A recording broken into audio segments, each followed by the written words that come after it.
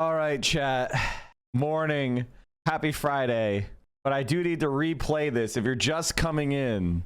Talking, Right. I know we just watched it, but we're playing it again. Oh, hello. We were just talking about you kids. I'm Denise Heberly. And I'm Bill Goodman.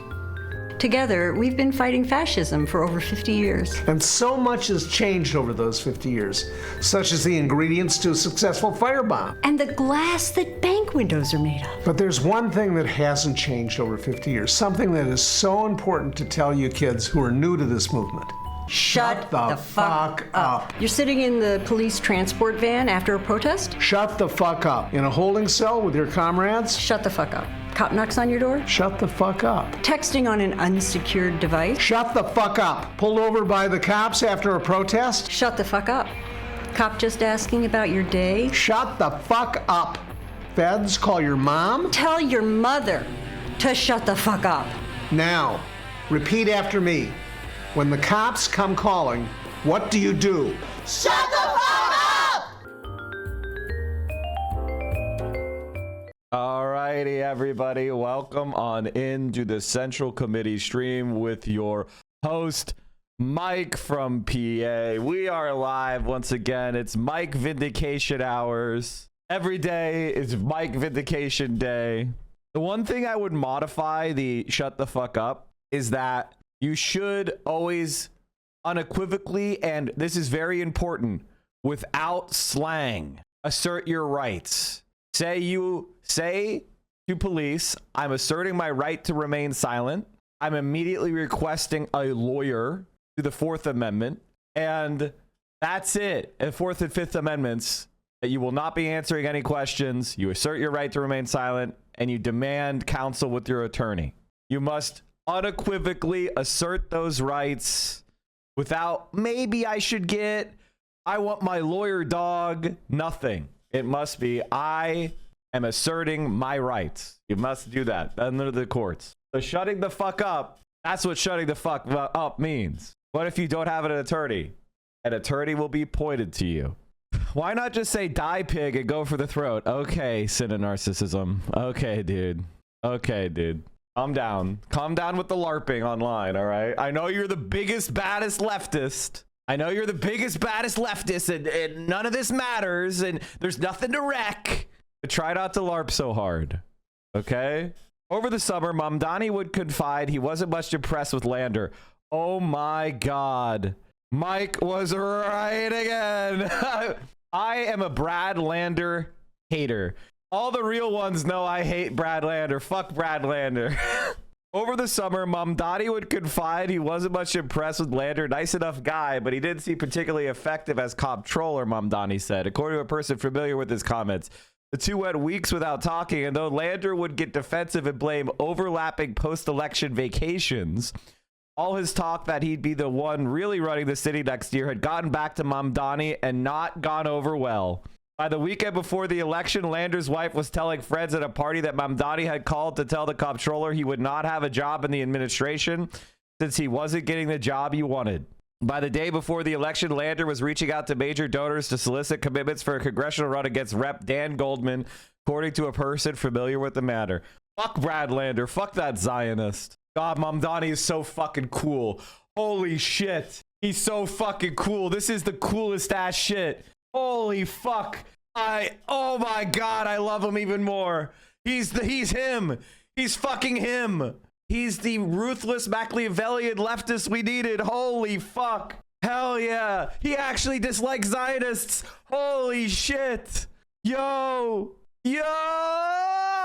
I remember feeling so much discouragement with Obama after he made Rahm Emanuel his chief of staff. Zohran, it's the opposite. He's staying true after being elected. Listen, Zohran is basically, the way I would describe his transition team is going to the most left-wing people in various Democratic administrations, a lot of which were right-wing because the Democratic Party has put in nothing but right-wingers in almost every office for decades.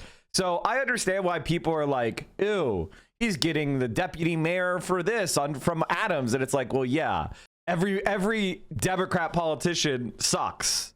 So if you have anybody who's ever held power, they probably worked for a Democrat who sucks. And the question isn't, did you ever work for a Democrat who sucks? The question is, what do you believe now? And what what policies are you arguing for now? What do you want to implement? Can we start a campaign to draft Summer Lee? Oh yeah, okay. So chat, how did you guys like Summer? Was I right? Was I completely right that she's the best congresswoman in Congress by far? Was I fucking right as usual? Are you now Summer Lee simps? Good. Cool. Yeah, she's by far the coolest. Everybody's always telling me like, oh, Rashida Tlaib, who I love, who's my number 2. She's close to my heart, but come on. Summer. I mean, come on. You can't compare. She doesn't have the backbone to make Ashley Babbitt jokes with Hassan. Actually, she did. That's the whole point. She made a bunch of jokes that were... Hassan kept trying to get her in trouble, and she almost fell in the traps. The nation is all right, young roll. She always comes out to protest in Pittsburgh, and she gave an incredibly base speech at No Kings. Yeah, she's great. Hassan kept playing, and I was like, Hassan! I was like yelling at home, Hassan, stop! I was taking a shower, and it was playing on my Bluetooth speaker, and I kept going, Hassan, stop! Don't get Summer in trouble. Thinking about Hassan in the shower, huh? Just like you, Bonfire. Just like you. Oh, people were asking me, okay, I want to clarify this for the dummies, but it's all right. With yesterday, I want you to understand, I don't like Andrew Cuomo. I don't think he's a good person. I don't think he's a good like policy guy. I don't think he's a good candidate in the sense that I like him. What I mean is he was a strong candidate for the centrists. Like there was nobody that was stronger that they could put up against Mamdani, and almost anyone else would have lost to Cuomo. So when I said he was a quote good candidate, I didn't mean like, oh my God, I like Cuomo now or anything like that. I was just saying that people who are trying to cope with Mamdani's victory and are going, oh, he was a bad candidate, he was disgraced, blah, blah, blah, blah, blah. None of them were saying that before. This is all hindsight to try to run down Mamdani's win. Mamdani's win is absolutely fucking incredible. And he kicked someone's ass who would have beaten almost any other progressive who ran. That's a reality. That's a reality. And that's what I was trying to say. And I think a lot of people have a very, I don't know how to put this. They don't have a militaristic way of looking at opponents. They have a fangirl way of looking at opponents, or fanboy way of looking at opponents. What I mean by that is it's like, when you're a fan of, say, like the Pittsburgh Steelers and you're playing the Cleveland Browns, you want everybody the stands to say, the Browns suck, the Browns ain't shit, the Browns are fucking gonna lose, we're gonna kick their ass, you're worthless, you're fucking losers, blah, blah, blah. You're in that kind of mindset. You have a tribalistic mindset. You want to assert your superiority over the opposition. You want to run them down and you want to like make fun of them. I get that. I'm with that. You don't want the defensive and offensive coordinator on the Steelers to think like that. You want them studying the fucking tape.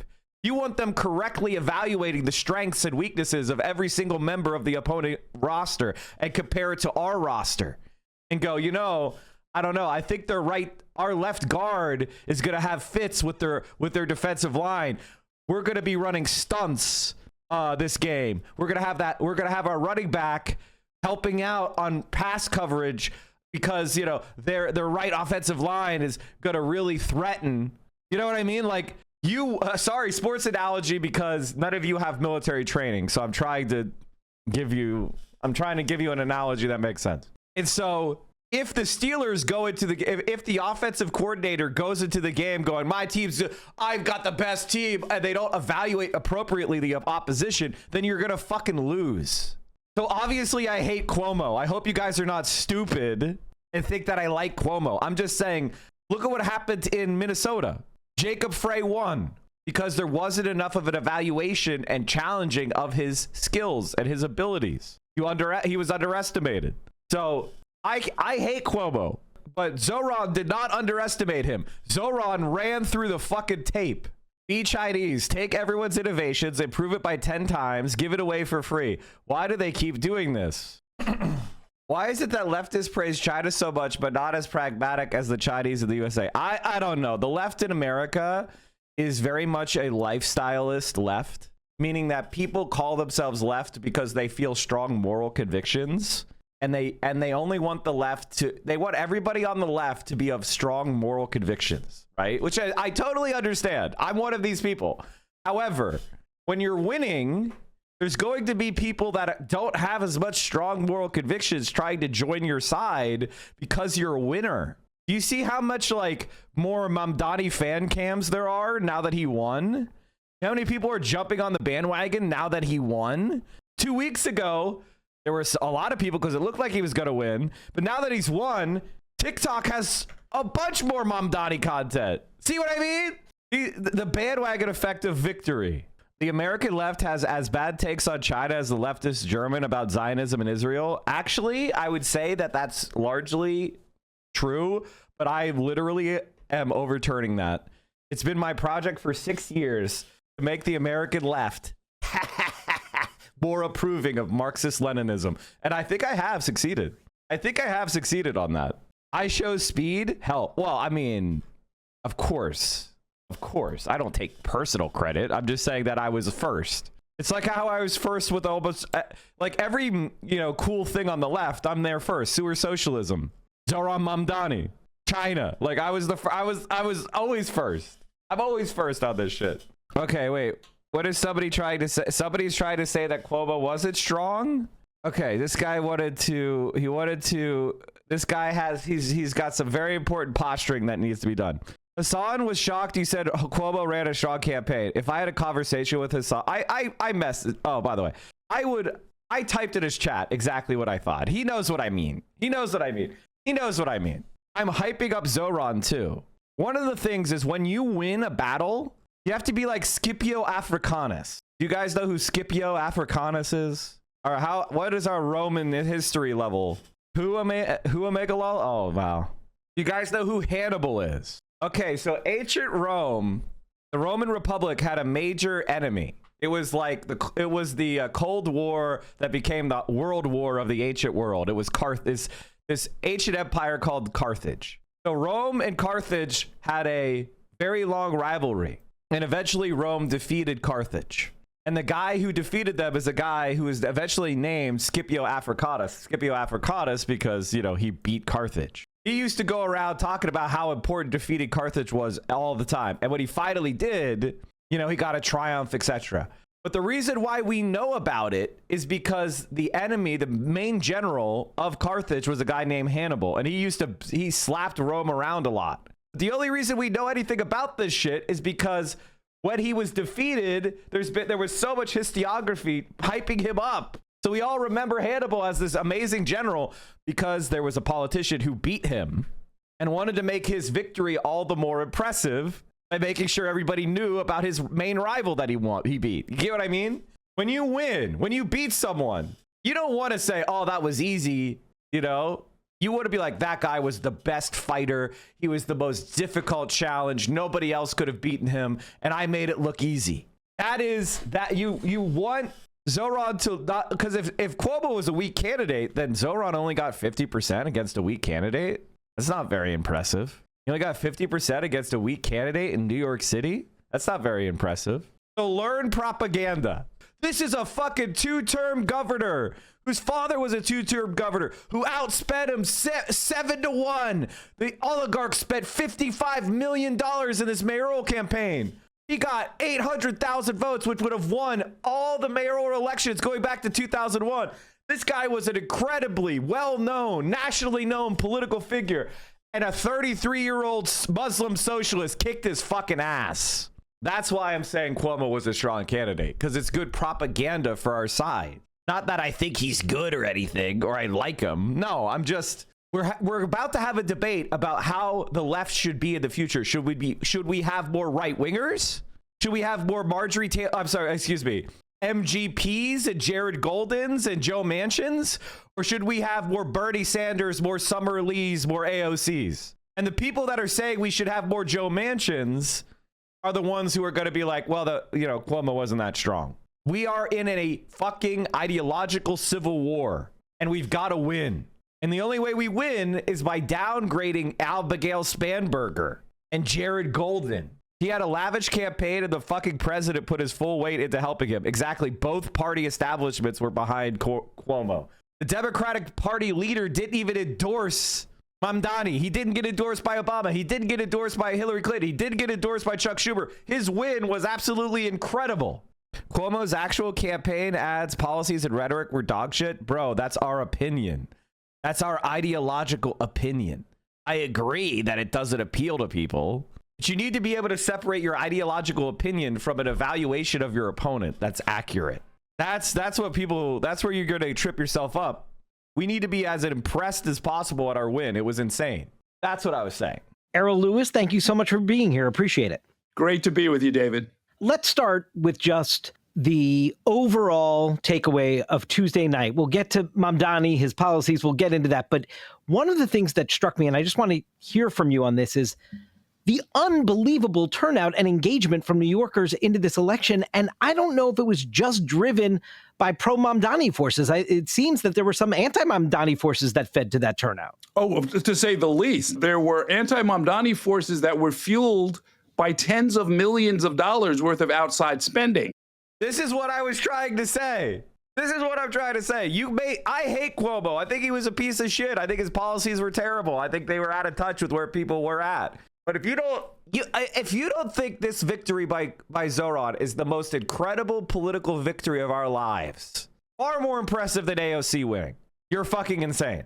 Like, AOC snuck in there because they didn't quite take her seriously enough. And then when she was in, she was so charismatic and had such strong support from the internet that she worked so hard at her district that she's now unbeatable. She snuck in there. Zohran stormed the Bastille. Do you understand that? Do you get it? He went right at the strongest part of the fucking right-wing Democrats, and he beat them on their home turf. He beat them on Wall Street. He won the financial district. We literally had red flags marching down Wall Street. Do you understand that? How'd Summer Lee do it? Really hard-fought primaries and general elections. She had a similarly impressive victory, but it was in Pittsburgh, not New York fucking City. So, you know, when the totals are all complete, I think we're going to have seen more than $100 million spent on this one race. And more than half of that came from outside groups. And so these outside groups, almost without exception, were almost wholly dedicated to trying to tear down Zohran Mamdani and drive up the vote for Andrew Cuomo. So there were a lot of different reasons for people to come out. Another factor, though, and this is a local thing that national media wouldn't necessarily. New York is the Pittsburgh of America. Okay, first of all, Pittsburgh has an H and has had an H since 1865. Okay, motherfucker. Put the fucking H on its name. Know about, but this is only the second mayoral election in which we've had early voting. Early voting was not part of New York political culture for literally hundreds of years. And now this is only the second time. The first time was during COVID. So we didn't really even have a baseline from which to measure this. And so for the first time, there were basically 10 election days instead of the traditional one election day. And that made it all the more likely that a lot of people were going to turn out. Yeah, it was astonishing to see that turnout. So in your estimation, Errol, how did Mamdani do it? What was the key to his getting 50% of the vote here and walking away with a victory? Well, he put together a new political coalition. If he had played by the traditional rules in which you try to appeal to the Democratic base, which is mostly, you know, liberal activist voters, black voters, Latino voters, he would have had stiff competition and maybe not have made it at all past the primary. But what he did was create his own new coalition, and that coalition is of South Asian voters, of which there are many more than anybody realized.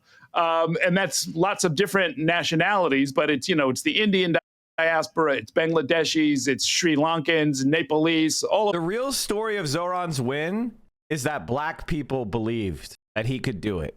That's really what it is. He won over the black base of the Democratic Party away from Cuomo. That's the reality, is that when he won in the primary, because the black voters are in America the most left-wing group. However, they're black voters, and I hate to speak about black voters too generally, but this is the pattern that we've seen in American political history, is that they hold the most progressive views on policy, but they're also highly pragmatic, and they want to see that you have buy-in from the rest of the coalition for your ideas. And if you could show that the rest of the coalition is has buy-in, then you will get the support of the black community. And I think the other thing is that there was a generational issue, is that Zohran brought out a lot of young black men and a lot of young women, a lot of young men, period, and he won them over. And that was what, Democrats did not anticipate. Why did Zohran even accept a phone call from Zionist Barack Obama? Because, ladies and gentlemen, I don't know if you know this, but America loves Obama. I don't know if you know this, but everyone who's persuadable, who would ever vote for a left-winger, likes Obama right now, except for like weirdos like me. When am I going to have Hassan on the broadcast? Honestly, I need to do an invite. I need to bring Hassan onto the that's a good point. He's a smarter politician than you, bro. Nah. Barack Obama is not just smarter than me. He is somebody who is smarter than all the other centrists and all the, he is somebody who has talents that took him from basically being a state senator to president in 4 years. Come on. You have to be an idiot not to be able to recognize that. Now, he actually sucks. His policies are dog shit, and he will go down in history as a footnote because his policies were shit. Barack Obama could have been the most successful president in American history, but he chose to cater to the rich. What a fucking loser. Over the city.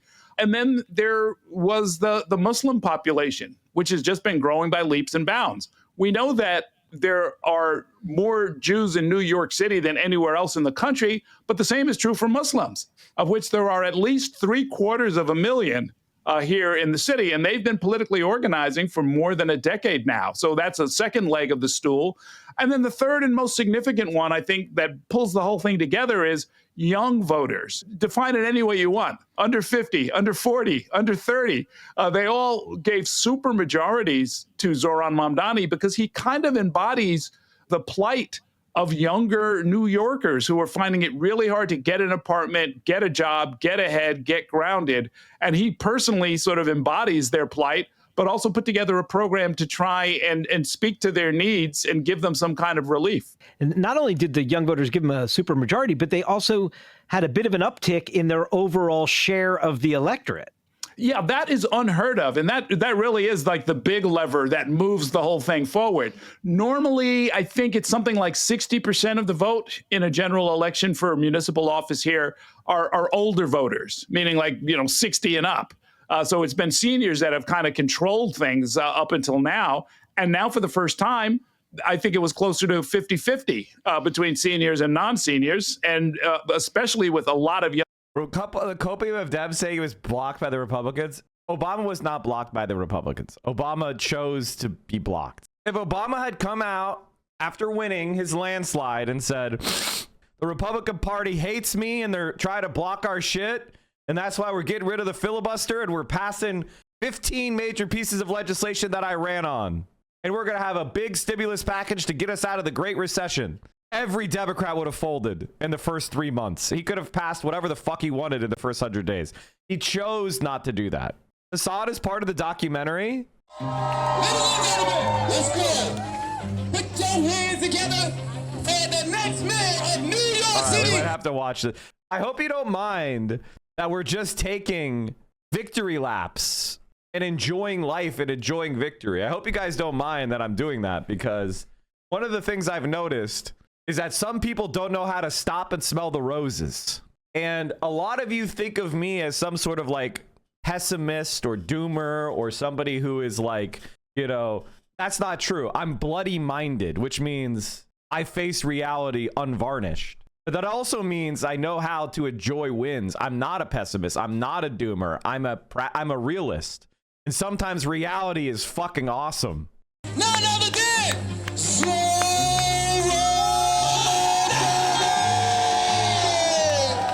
If you had to choose, Remember when I told my liberal friends that Obama is the reason that we have Trump today? I mean, it's objectively true. 3 words to describe Mamdani, what would they be? Relentless, positive, and visionary. Good afternoon, Harlem. Smug. David Hogg. Okay, let's finish this before we get into that.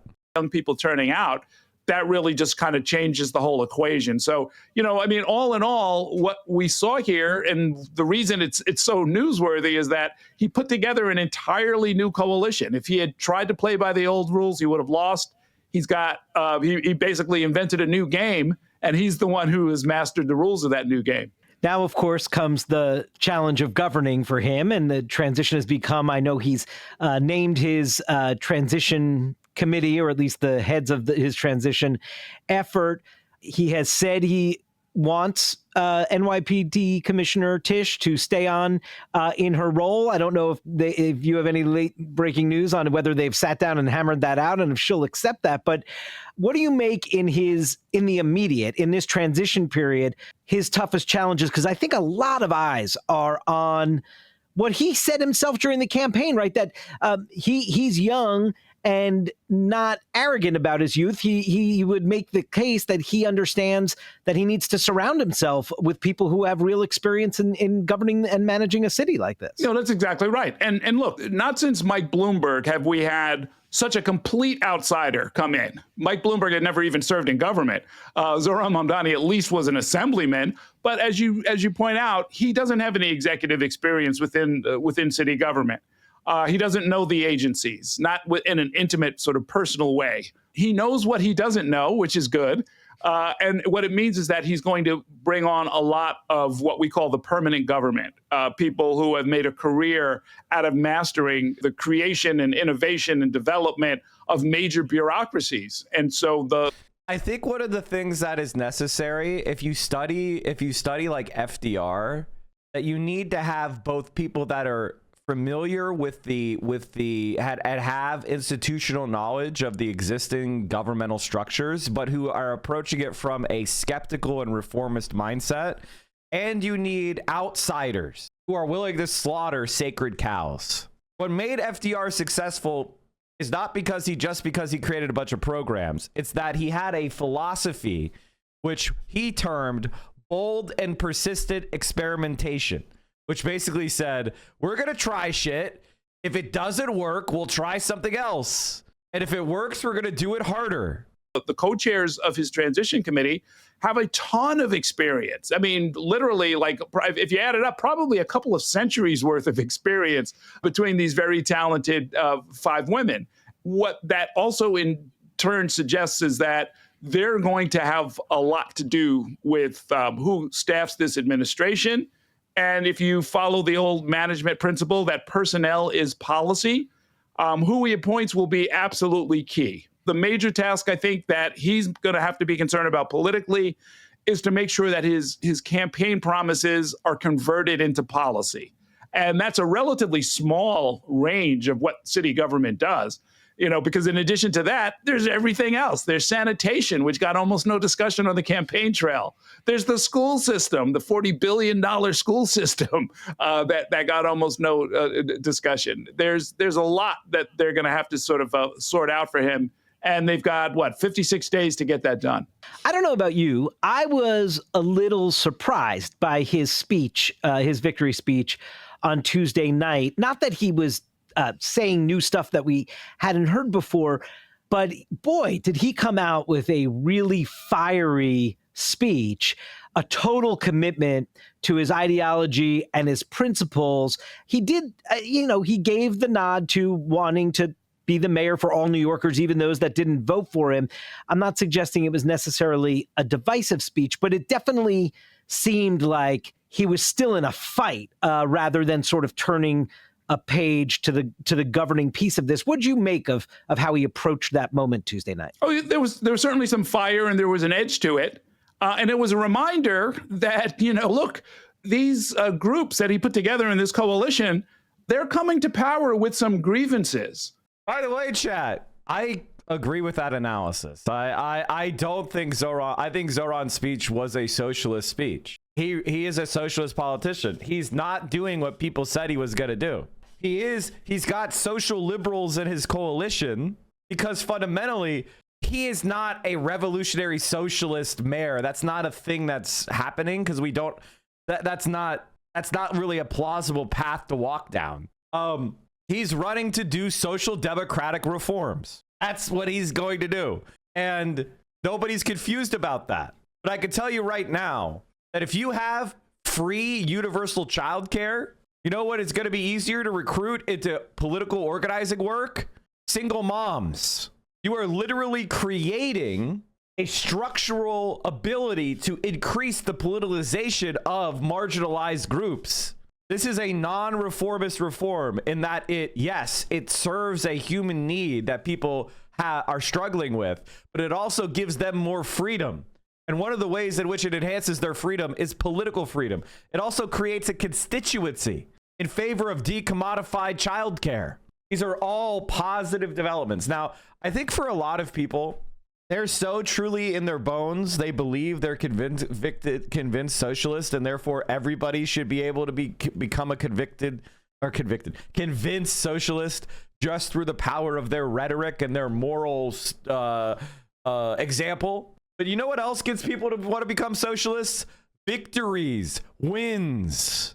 There's some unfinished business that really has to be straightened out. I mean, we didn't amplify it, and I'm glad national media didn't really pick up on it. But there were some of the most vicious, racist, and Islamophobic imagery, words. I've never seen anything like it. I wouldn't have believed it could happen in New York. I mean, really raw stuff. The burning towers from 9/11 with his face superimposed on it was one example of it. And that wasn't even considered shocking because there was so much more of it. AI generated stuff, just horrible, horrible stuff. And it was a reminder, and he referenced it in the speech, that Muslim New Yorkers have put up with a lot of crap. I mean, they have put up with... The other thing that I think people are not understanding, and what I would be interested in, is I want to see a Mamdani approval rating. I have a feeling that the Mamdani approval rating is probably already well above 60%. I would bet you that as many as half of the people who voted for Cuomo are going to come in Zohran's direction. By virtue of winning, by virtue of showing that he could win, a lot of people are going to be coming in his direction. And that's the other thing that I don't think people who are not normal and who think of politics as a hobby and an intellectual game only and don't recognize the social dynamic. He's the mayor now. He is the most senior local elected official in New York City, a city of 8 million people. Do you know what 1 million people means? Can you even wrap your fucking mind around what 8 million really means? I don't think you can. I really don't think you can. I mean, there's 3,000 people in this room at 7:51 a.m. Can you wrap your mind around that? It's more people than in Finland, the country. And so Zohran Mamdani is going to be going into communities and he's going to be addressing their problems. That's going to draw so many more people in our direction. As long as he's not a huge fuck up loser. Okay, people, we'll see. You'll see. It's like, look at Bernie Sanders, which is a much, much smaller example. Bernie Sanders won his first election by 10 votes, and then it went up from there. And by 2012, he was getting 70% of the vote in Vermont. 8 points better than Obama. 70% of the vote. So it goes from barely winning the race for mayor to getting 70% of the vote. How did that happen? By the example of power exercised in a socialist direction and it being awesome. People going, you know what? Maybe he has a point with like that like tenant union stuff. And you know what? He kind of really did a nice job with the Burlington waterfront. And maybe, he did a really good job with these community organizations and bringing in co-op employers. And people just kept seeing examples of socialist politics at a small scale, but effectively being administered. Their city didn't fall apart with crime.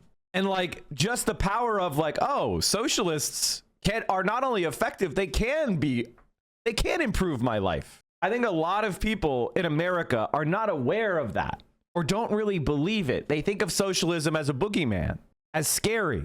And this is part of the power of a good example, is what Zohran said the other day. And it's something I've been saying on my stream for a very long time.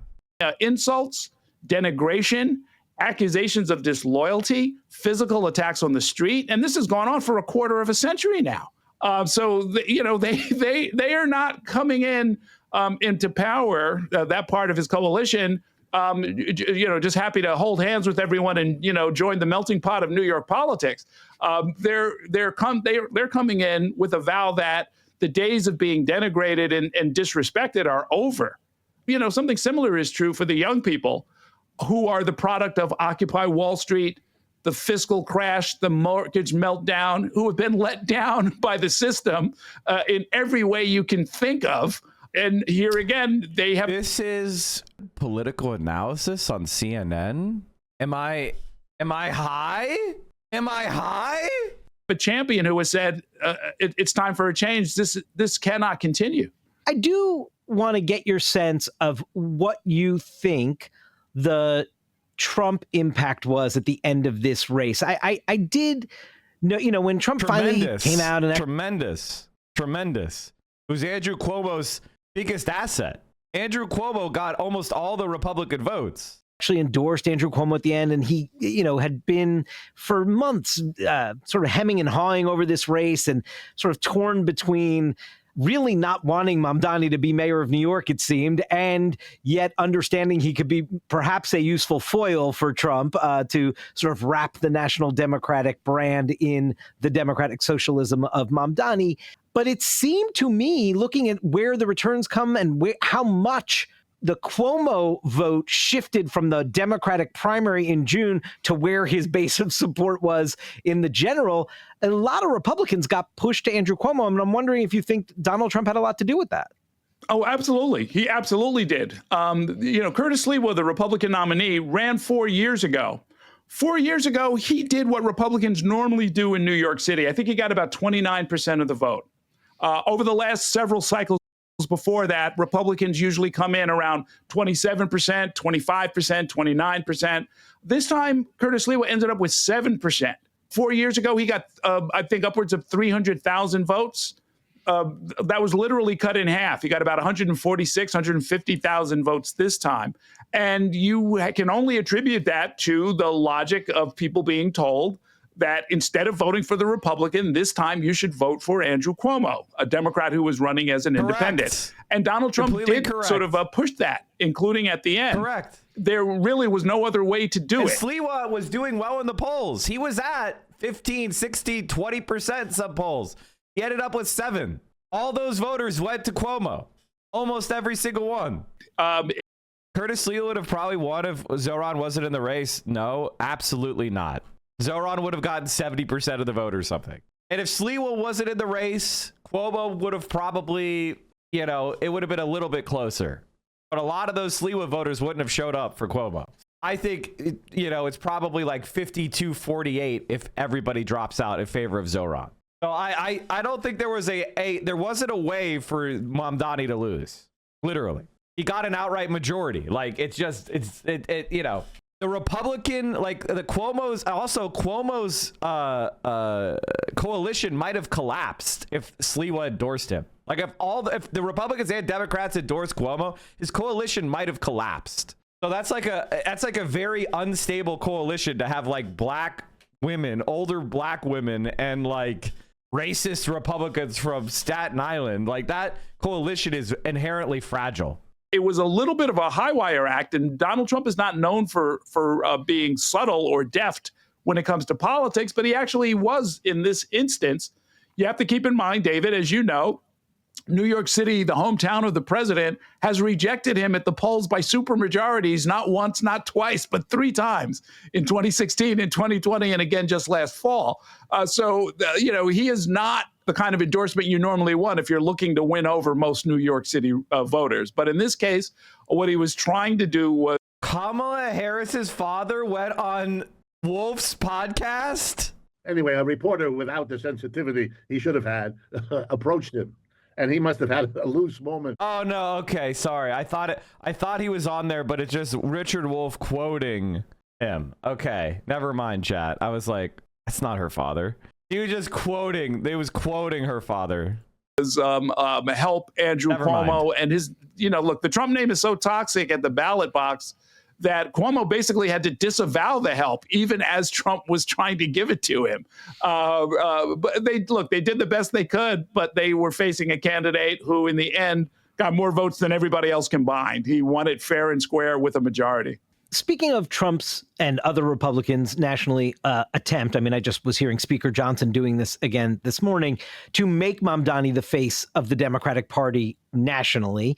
How much do you think, in your assessment of Mamdani, your experience with him, like he'll take the bait on that, or he's interested in actually playing a larger role beyond, governing the 5 boroughs in his day job? How much do you think he's going to flirt with his national prominence? Well, I think he's going to use it to his advantage. And it's not even optional, to be honest with you. This is national and even international news. I mean, this is all over the front pages in India. I can tell you that right now. No doubt. Yeah.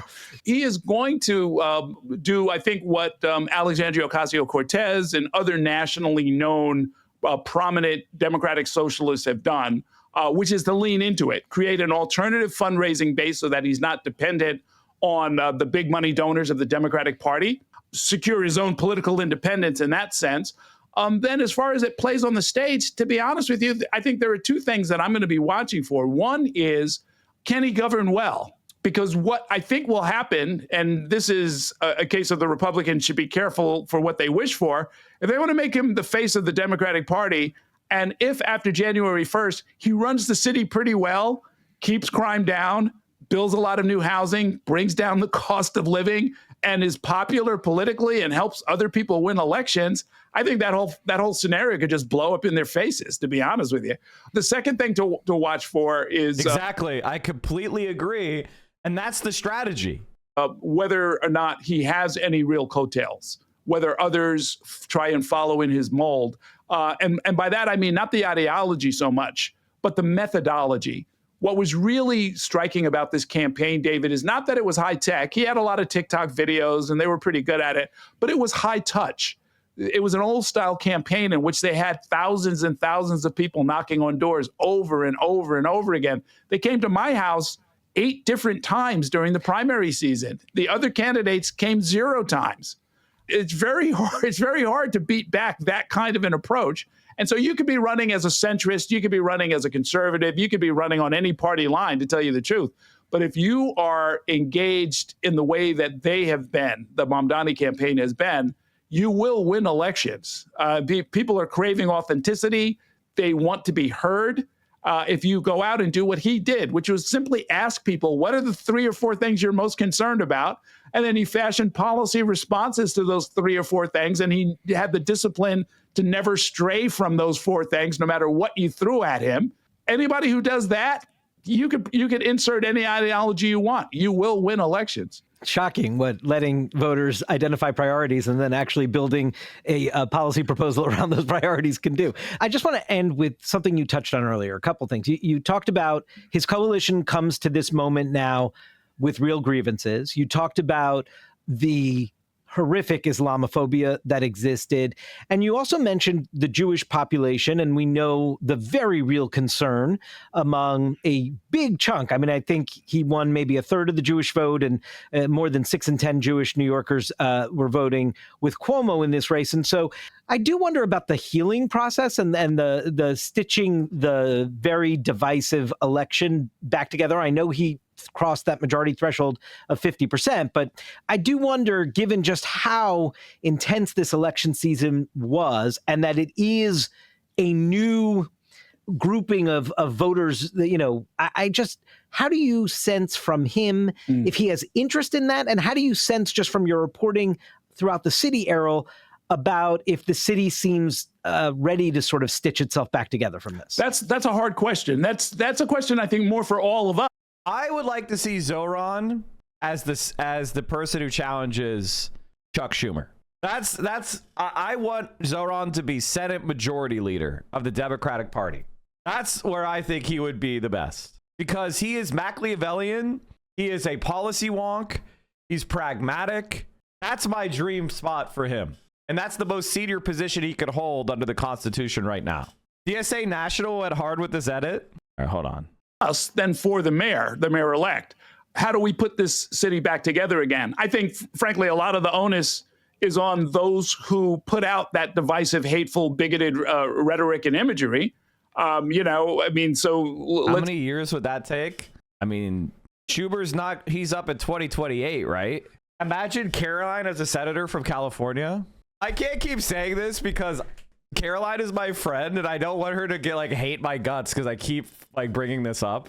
But I'm like, I'm not even kidding anymore. I'm actually serious. I'm like, come on, man. It would rule. It would fucking, like, she's the only streamer that I think has the temperament and the political experience and the knowledge and the charisma to be a successful politician. Like, I'm not even kidding. She also has the interest. She's a political, you know, freak like us. Hassan is too goofy. Hassan is just, you know, Hassan could do it too. I could do it too, but I'm saying the best. I see myself as somebody who could recognize talent in others. And like, Caroline, you want to do it. You know you want to. I know you want to, Caroline. It's so funny because if Mike is Karl Rove, oh, that's really mean of you to say, but I get what you're putting down. What happened to the dirty break? No one wants to do it, man. You know, what am I going to yell into the void over shit no one wants to do? I think one of the worst things that you can have as a leftist is a leftist who doesn't recognize reality. Like, that's like one of the worst types of leftists is leftists who cannot adapt and cannot recognize reality. And the other thing is like leftists who have just world fallacy brain. Those are the worst. It's like, Mike, I refuse to accept something good happening because some injustice in history has not been punished. Whenever I see someone with that attitude, I'm like, this motherfucker hasn't read history. This motherfucker hasn't read a book. The steady state of the universe is unjust people getting away with their crimes. Justice is rare.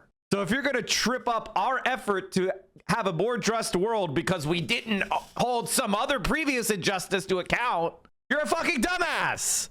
History is just one injustice unpunished after another. You need to grow the fuck up and grab justice when you can get it. That's what really bothers me is the just world fallacy brain people. They're like, it's like, you're a leftist. You're supposed to know better than that. Let's not let them out of the conversation. How do we put this together? But look, you're right. Zohran Mamdani lost the white vote. He lost the Jewish vote. There are a lot of people who are not going anywhere, who were not part of his coalition, and he's going to have to figure out how to invite them in. Now, he's a good politician, so By the way, chat, one of the things that I think this is the worst part of the analysis, and this is a problem that everybody does, and it is incredibly binary, stupid people brain shit. And unfortunately, even people I like do it. Losing the white vote doesn't mean anything. I want to say this again. It doesn't give you any information. It gives you very little information, I guess I should say. Okay? Losing the white vote could be anywhere from 100% no white people vote for you, or all the way to 50.000000001% of white people vote for your opponent. And that could be the difference of a 1 million vote net gain versus a 1 vote net gain. Okay? So if you lose the white vote, it could mean you gained 1 net vote or 1 million net votes. That doesn't tell you enough information. Margins matter in politics. Okay? And it's the same thing with the black vote. It's the same thing. Margins are what matter. You get majorities by adding up every individual vote is equal to every individual other vote, right? And so what I'm trying to say is Mamdani lost the white vote in aggregate. I'm sure there was some net amount of votes that went to Cuomo. If you took all the voters who went to Cuomo minus all the voters who went to Mamdani, I'm sure Cuomo won that cohort. But there were still hundreds of thousands of white people that voted for Mamdani. Why am I saying that? Because he's already making tremendous inroads to white people and white voters, okay? He lost them narrowly, which is a lot different than losing them big. And I'll give you an example of a state where that matters. Like, for example, frequently Democrats and left-wing politicians lose the white vote in Pennsylvania. But when they lose the white vote in Pennsylvania, it's like 48-43, okay? So that's 5 percentage point net for the Republicans. That's not great. That sucks. But in Alabama or Mississippi, when the left-wingers lose the white vote, the right-wingers get 82% of the white vote. Do you understand what I'm trying to tell you here? There is a significant difference between getting no white votes and narrowly losing white votes. And I think that not understanding that, not being able to approach that reality of, wow, there is a large population of white voters that are gettable and persuadable on our terms, not by pandering to them as white, but rather showing them how socialism will affect their material lives, not by addressing and putting it in the context of whiteness, but in the context of some other identity, like, for example, being a member of the working class. And this is like my constant frustration with electoral politics is a lot of people want to play race hustler bullshit where they're like, they want to flatten everybody into a racial caricature, but wokely. And I fucking hate it. I assume he knows he's going to have to do that. He's also, because he's a good politician, I think, going to know that some of that is going to be symbolic. It's not necessarily that you have to deliver money or jobs necessarily, but you have to connect with people and figure out how to do it. How and when we do it, I do not know. I think this city is going to have a serious conversation. I mean, one place that we might look to, and I have only begun this process. I had a long talk with a producer from the BBC the other day. They're interested in this race and interviewed me. But I had a chance to talk with the producer about what happened with Sadiq Khan, the first Muslim mayor of London. At first, there were death threats. There was all kinds of, outrageous, xenophobic political energy that was directed at and around him. Conservatives tried to make hay of it. And in the end, it didn't really work. And while, of course, nothing is perfect in any big city, the complaints about the mayor of London are mostly about the tube, about the subway system over there, and not anything else. And so if we are fortunate, New Yorkers will get back to grumbling about the mayor, not because of his ideology, not because of his religion, not because of his views about foreign policy, but because the garbage didn't get picked up on time. The sooner we can get there, the better. And frankly, I'll call that a win.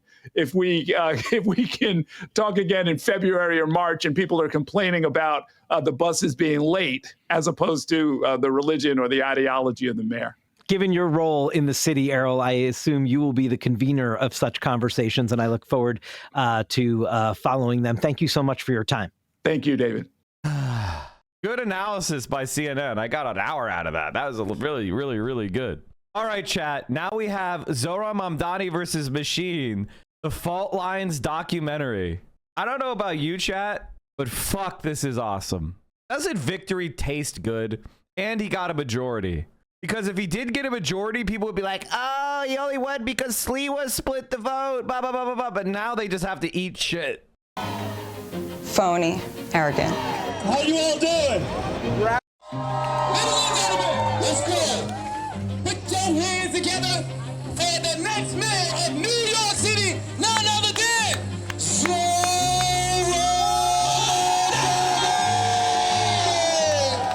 If you had to choose 3 words to describe Mamdani, what would they be? Relentless, positive, and visionary. Good afternoon, Harlem. Smug, phony, arrogant. How you all doing? Radical, extremist, dangerously inexperienced. Energetic, positive, enigmatic. The first thing I wanted to say was 34-year-old Muslim socialist. Describe Mamdani in 3 words. I would say New York City.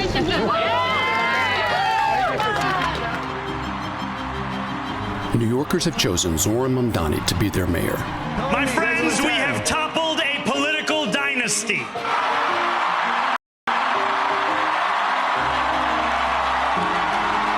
His meteoric rise from an unknown assemblyman to frontrunner in the mayoral election was propelled by his promise to make life more affordable for everyday New Yorkers. We are an existential threat to a broken status quo that buries the voices of working people beneath corporations.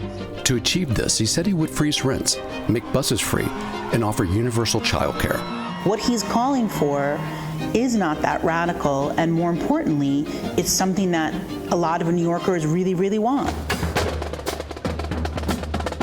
But to pay for it all, he said he would impose a new tax on New York's wealthiest residents, earning him a powerful coalition of enemies that includes real estate interests, billionaire hedge fund managers.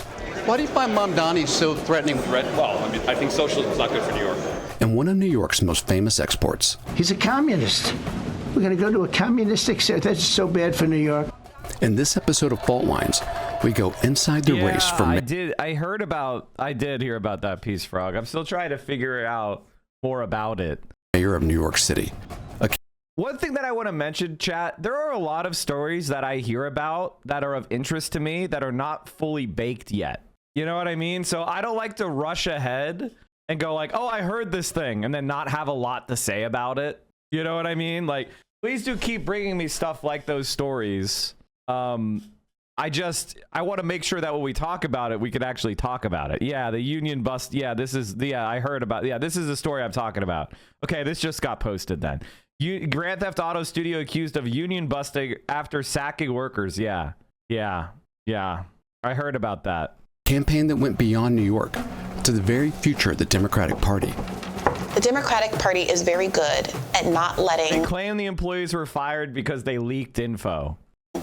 ...people into the tent who are going to be genuinely troublesome. And what lies ahead for the new mayor of New York. Let's be clear about the forces he's up against. And let's be clear about how unethical and rapacious and powerful they are. This story's not over. These people play for keeps. This is bigger than Zohran. You can use that as a title if you want. I'm not a Brianna Joy Gray fan. I'm not. I'm sorry, chat. I think she kind of sucks. I'm not gonna lie. She's like pretty corny. Just over a month before the mayoral election, we joined a group of... She blocked me because she posted about how she's never read Marx, and I was like, it's not that hard. You should actually do it. You went to Harvard. Why don't you read some Marx? And she blocked me for that. Why the fuck would you say I never read Marx online? It's like, what a fucking loser. New Yorkers marching against rent increases. The richest city of the richest country in the world. Bro, there's a lot of people who are incredibly disagreeable, and I'm a disagreeable guy. Like, I'm a disagreeable guy. If I think that you're wrong, I'm very disagreeable. It's a personality flaw, okay? But there are some people who make being disagreeable their entire personality, and on the left, 99.9% of the time, they've never actually read anything. And they're just really loud and narcissistic about their opinions and super disagreeable with anyone who dares disagree with them. And it's always like, who the fuck are you? Who are you? Who are you? Why should we care? And they're like super fucking annoying. And our standards of living for a lot of us ought to be much higher. A lot of Americans live without dignity. Poverty is so punishing in America. Get up! Get down! There's a housing crisis in this town! Behind the protesters is the mayor's residence here in New York City. It's called Gracie Mansion. Eric Adams there for a few more months. One of the legacies of his term here as mayor of New York City was that he allowed the rents to be raised every year. New York's rent stabilization system gives its mayor an unusual amount of control over the city's affordability. In New York City, over 2.4 million tenants are rent stabilized. So under Eric Adams, our current mayor, rent has gone up for a total of 12%. We raise the rent every single year. Unsustainable, like regardless of, you know, the rent going up, like people just can't afford rent right now. That bothers New Yorkers who every month they get paid and they have to pay rent, groceries, transportation, childcare, and every month they get squeezed even more. I grew up in this city. I was born in 1980. There used to be a middle class in New York. In my living memory, that's gone. I just lost a tooth this morning eating a bagel. Oh, no. So, you know, it's going to cost me a couple of $1,000 now to have an implant and everything put in. I'm 77. I'm on a fixed income. Choice between that and food and paying the rent, it's getting hard. So housing affordability is the top issue for New Yorkers. And Zohran Mamdani had a very, very clear answer to us for what he was going to do about it. Freeze the rent! Freeze the rent! Freeze the rent! We are going to deliver a 4-year rent freeze for more than 2 million New Yorkers across the city. Zohran Mamdani was an unlikely frontrunner in New York City's mayoral election. A democratic socialist in a field of establishment Democrats, he ran on a platform of progressive policies that he claimed would make life more affordable for New Yorkers. I'll freeze the rent for millions of tenants, make buses fast and free, and deliver universal childcare. And before you ask, I'll pay for it by taxing the rich. Mamdani's populist economic message in a period of rising inflation and diminishing economic opportunities resonated with New Yorkers and with Americans across the country. Even if you weren't following the race, if you were just a person... People think they'll get brainwashed by reading Marx. Like one time I asked a megalib if he would read Mein Kampf, and he said maybe. And when I asked if he would read the Communist Manifesto, he said categorically no.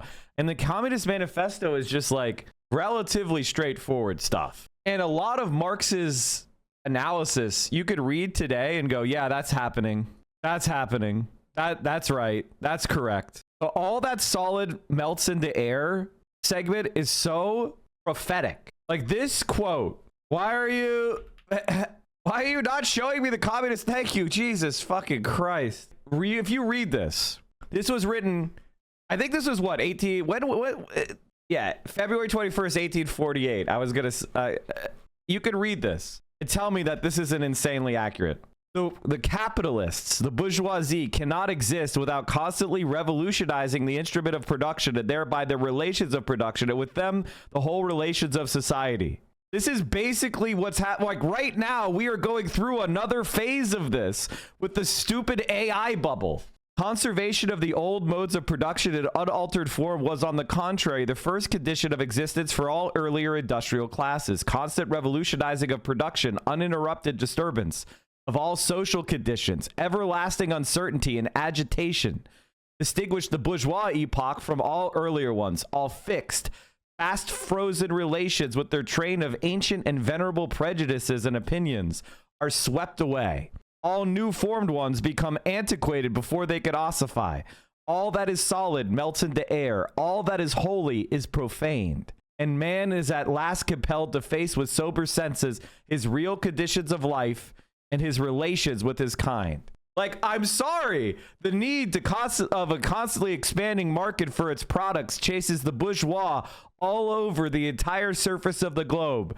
It must nestle everywhere, settle everywhere, establish connections everywhere. Bro, the bourgeois has stripped of its halo every occupation hitherto honored and looked up to with reverent awe. It has converted the physician, the lawyer, the priest, the poet, the man of science into paid wage laborers. The bourgeoisie has torn away from the family its sentimental veil, and it has reduced the family relation to a mere money relation. Like, this was written in 1848. Like this, I'm sorry, but this is just every single day you see this shit. Of a certain age on the internet, you were seeing him everywhere. His message went viral on social media, and within months of announcing his run, he'd become a national figure. What put him on the radar was this man on the street interviews with New Yorkers about why they didn't vote for Biden and why some of them were like Biden to Trump voters. The swing is because people want lower prices. They probably believe that Trump would give them that. They gave answers to him that didn't really have a lot to do with MAGA and didn't have a lot to do with Trump. And that's your hope, to see a little bit more of an affordable life? Absolutely. They had a lot to do with how Democrats have been in power and their lives have only gotten less and less affordable. And I'm going to be running on that platform. You would think that many politicians would think to simply ask their constituents what they want and then design a campaign around those issues. But it did feel very novel and refreshing and hopeful. While he was unknown outside of New York, Mamdani had been steadily building a broad coalition of support as a state assemblyman. It's not a question of how, it's a question of if we have the political will. Mamdani is a member of America's largest socialist party, the Democratic Socialists of America, or DSA. There are now 250 DSA members who have won elected positions at local, state, and federal levels, representing a system that until recently has been largely unpopular in the U.S. I think Americans have never understood what socialism or communism is in general. They just feared it. But after, 30, 40 years of neoliberal politics, the promise of trickle-down economics, Reaganism, hasn't come to bear. And on the other end, you become increasingly open to alternative systems, and socialism is right there. As an assemblyman, Mamdani was outspoken on Israel's genocide in Gaza. How we doing? Using his position in Albany to advance this cause. Are we ready to end New York State's subsidy of settler crime? Yeah! And joining the growing protest movement against Israel in New York.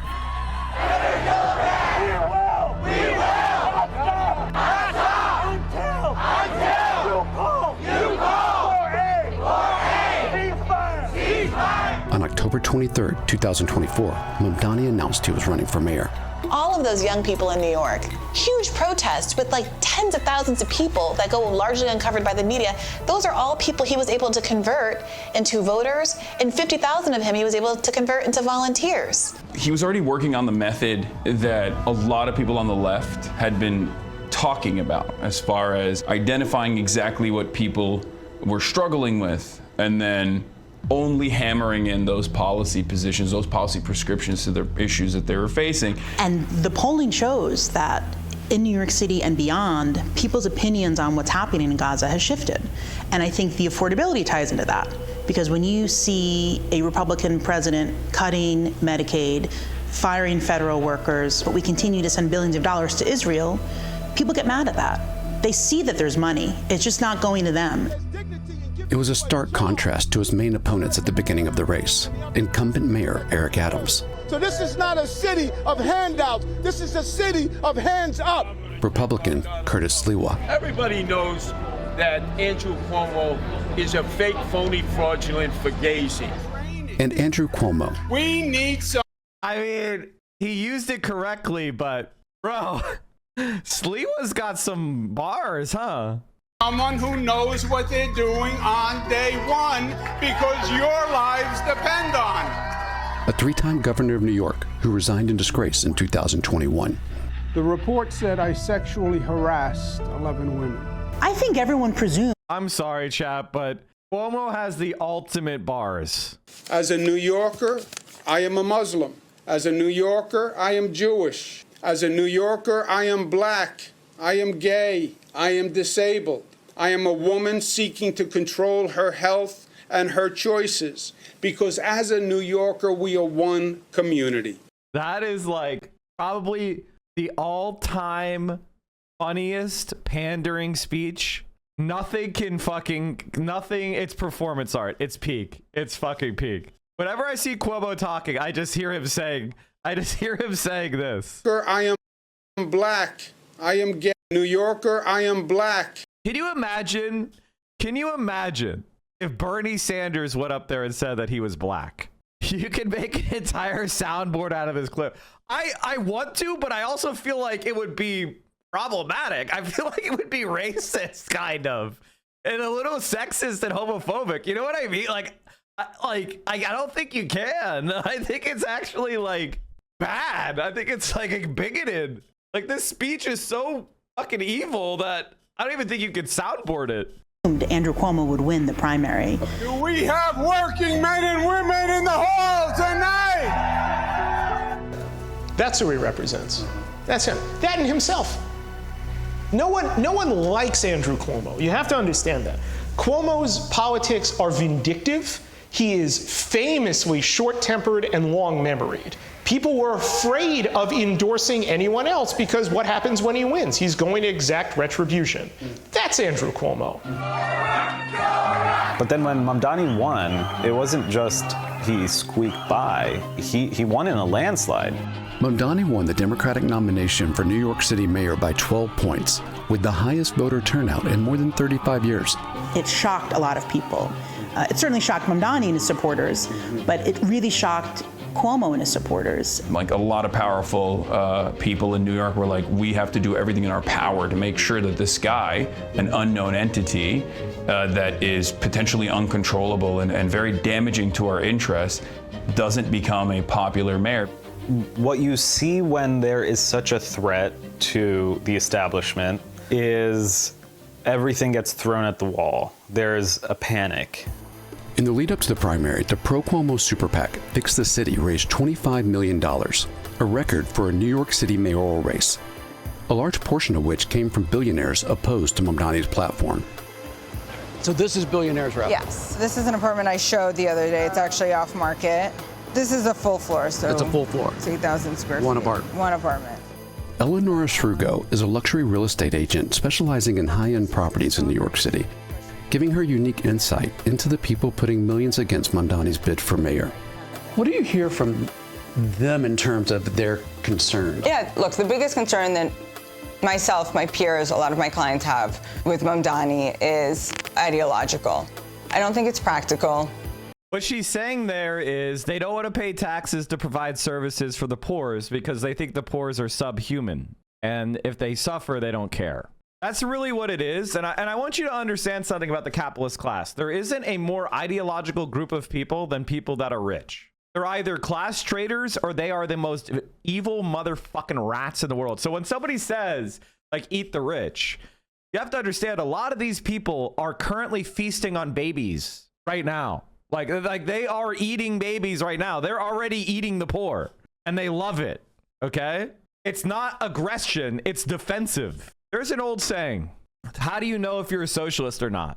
Is your hate pure? If you can't tell me who you hate, if you can't tell me you hate the rich, capitalists, the settler, the racist, the sexist, then you ain't a socialist. You're a fucking liberal.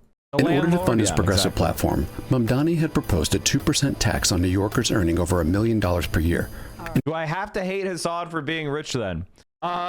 It's the worst part about him. The difference between Hassan and every other rich person you know is he's actually dedicated to dismantling his own position. It's called being a class traitor. And there's always been class traitors as part of the left. People who look at society and their position in it and say, this is wrong. I don't hate you because of where the universe has placed you. I hate you for what you actively try to do. Do you try to maintain capitalism or are you fighting to dismantle it and advance beyond it? You're fighting to maintain it. You have my ire. He made it a point on his campaign to call out New York billionaires directly. Do you think that billionaires have a right to exist?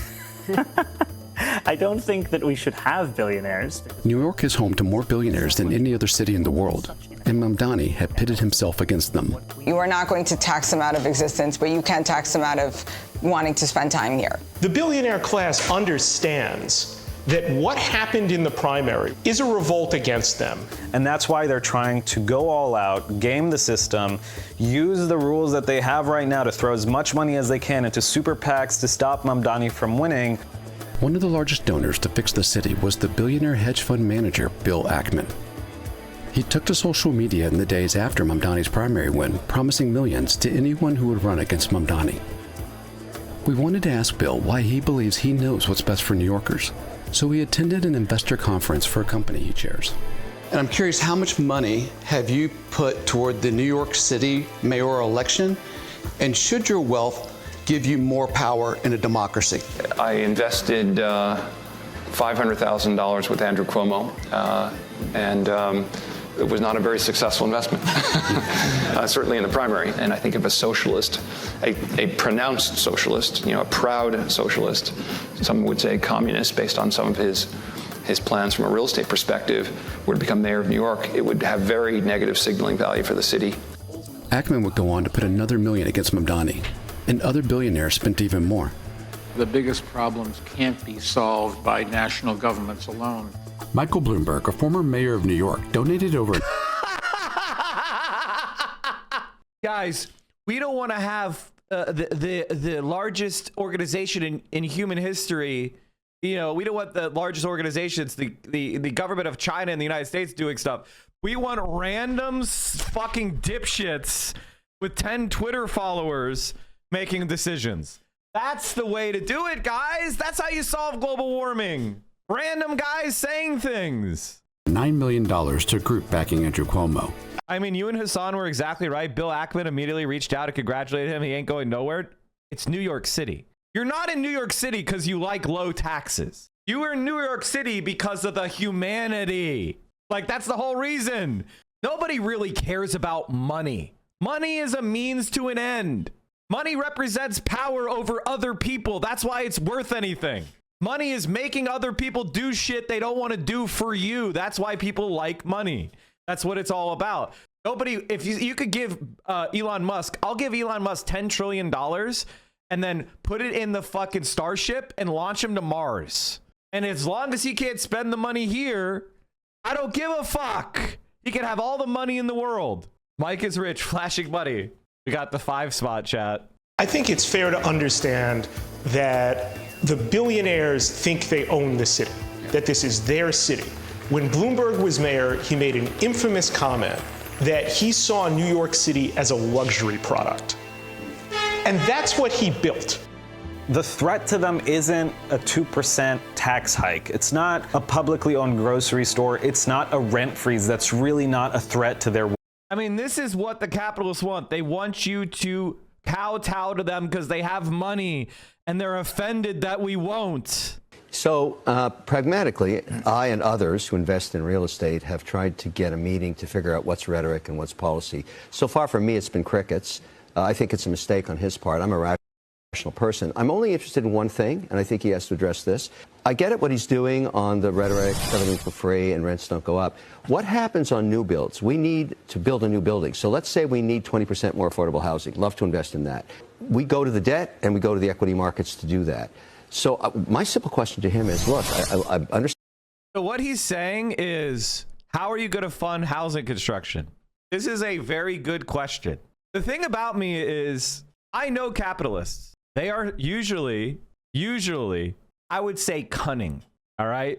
And these should never be underestimated.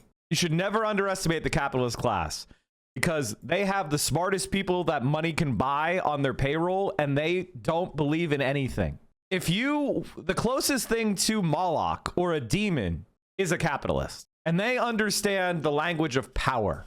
So what he's saying is a good point. So, pragmatically, I and others who invest in real estate have tried to get a meeting to figure out what's rhetoric and what's policy. So far, for me, it's been crickets. I think it's a mistake on his part. I'm a rational person. I'm only interested in one thing, and I think he has to address this. By the way, chat, when he says, I think it's a mistake on his part, I'm a rational person, what he's saying is, you are the captain now. How do I work with you? He's saying, how can I bend the knee? Will you let me live? That's what he's saying. I get it what he's doing on the rhetoric, everything for free, and rents don't go up. What happens on new builds? We need to build a new building. So let's say we need 20% more affordable housing. Love to invest. Open presents. Thank you for the 25 gifties. We go to the debt, and we go to the equity markets to do that.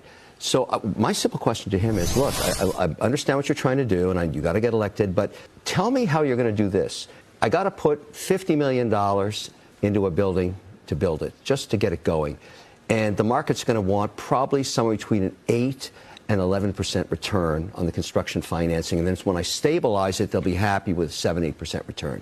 You're telling me I have to have frozen rent rates, even going into 3% inflation. How am I going to be able to raise any money for a new build? Not just me, anybody. By the way, chat, this is an incredibly good question. This is an incredibly intelligent and good question. If you're reacting to this and you're yelling, you are not ready to be mayor of New York City, because this is a very good question. And the answer is something that he's not going to like to hear, which is we're going to do it like they do in Vienna. We're going to do it like they do it in Singapore, which is, I don't give a fuck about the equity markets. We're a government. We could borrow money cheaper, and we can take land from sheriff sales. We could take land from eminent domain. We could take condemned land and brownfields, and we could borrow money cheaper than you can. We will build it directly on land the city owns by borrowing at 5% or 6% or whatever the government can borrow at. We're going to cut out Wall Street. And his point is well made. The reason why we have a housing shortage, chat, is because capitalists are not incentivized to build housing. They can make more money investing into fucking Bitcoin. Why the fuck should I wrestle up $50 million, hire a bunch of annoying fucking construction workers, go buy land, hire a fucking architect, get lumber and get all these materials and stand them up in the real world when I could just buy fucking paper and make more money? The answer is, that's a good fucking question. Capitalism doesn't work. You figured it out. They're only going to invest in housing if that's the best investment they have the opportunity to do. I'll say that again. They will only invest in housing if it's the best So how does housing become the best investment? It means that housing prices have to be skyrocketing. It means rents have to be skyrocketing. It means there needs to be a fucking shortage. And that logic has to end. Housing cannot be a speculative asset. It needs to be humdrum. It needs to be boring. It needs to be like a utility where the government is just building it and building it and building it and building it and building it. How can anybody, including you, by the way, you, Mr. Free for Everything guy, how are you going to get that money out of the market when the return is negative? Now, what is the answer to that? Because people should ask themselves, how are we going to get a new building to live in or to have an office in or a store in the city of New York, which is in itself a country, when there's a zero return policy, a negative return policy on capital? He's right. He's right. The answer is the government has to do it. And if you're like, oh, Mike, that's not realistic. What do you fucking think the Vienna model is? The most livable city in the world runs on the model I'm talking about. And by the way, they don't have zero private effort. They do have private effort for ultra high-end real estate. People still build in Vienna. That's where they make their margins. That's where they make their money, at the ultra high end. But everything from the upper middle down is socially done or government done, meaning like nonprofits, meaning limited profit development corporations. Corporations come in and they build property and they make a profit off of it. They build it for a co-op or something as a service. He's talking about real estate as a speculative asset, and that's why we don't have any fucking housing. Now, that's what's going on here. So if you're thinking of voting for this guy, you're going to continue to live in rat holes as they deteriorate, but worse, there'll be no new builds. Right. Zero. Yeah. So I think he should, maybe not me, doesn't want to talk to me, no problem. Well, he doesn't want to talk to you because he can't answer that question. Like, well, there's no answer to the question you just posed to him. I've got, what I want to do is sit him down and say, look, I got millions of followers, great American entrepreneurs, families, millions of them. You don't have to go on TV and talk about this. Come on my TV. Let's just record an interview together, and I'll post it, and you explain what you're going to do here to attract capital. And I'm the first $1 million check. You know. By the way, Chad, these are incredibly good points. Like I want you to understand that I actually think this is an incredibly strong argument from Kevin O'Leary, and Zohran better have an answer for it. I have an answer for it. This is easy for me. I've been thinking about this for 20 years. And I know Zohran does too. That's why I love him, because he talks about the Vienna model. And the Vienna model is to say, Kevin, fuck you. You want to build your billionaire tower? Build your billionaire tower. But for the middle and the low, for regular people, we're building high quality social housing units with cheap rent. And we're going to constantly build it. I always show people, like, there's a lot of videos I show people. Vienna is building a new section of the city right now. We're not going to watch this whole thing, but just part of it. Assuming it lets me and they haven't taken it off. I should download this before it gets deleted. It's getting too many views. Austrian capital, Vienna, is creating... Why is there... The Austrian capital, Vienna, is creating a completely new district. Seestadt Aspern is being constructed on a former airfield on the outskirts of town. 27,000 people are to live here one day. It's a testing ground for sustainable housing and living. The subway was built long before the first house was erected. It only takes 15 minutes to get from the center of the capital to Vienna's newest district. It's meant to be car-free, so bikes can be rented everywhere free of charge. A very important aspect was the connection to public transport, right from the beginning. The first step was excavating the lake, and then the subway was built. The idea was that people knew from the start they could travel here using public transport, instead of at first taking their car and then having to relearn their behavior and get used to taking the subway. The construction of Seestadt Aspern is being supported by several research teams. Magdalena Bürbäumer and Florian Püringer are investigating in a mobile lab how the residents of Seestadt travel.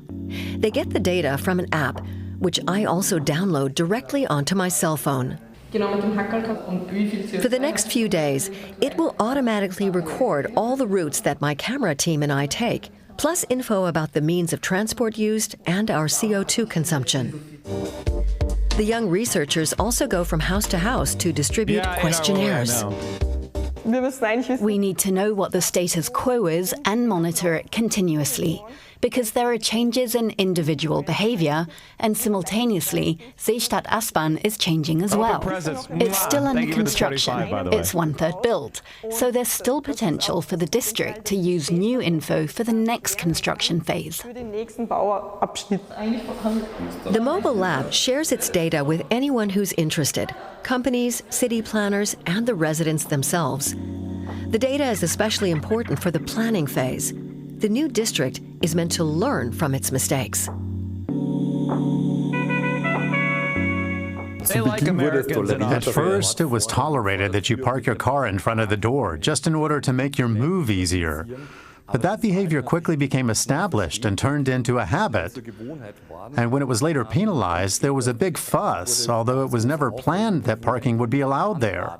So one of the things we've learned is to work with the development company to make sure that these things are taken into account in the newly built areas.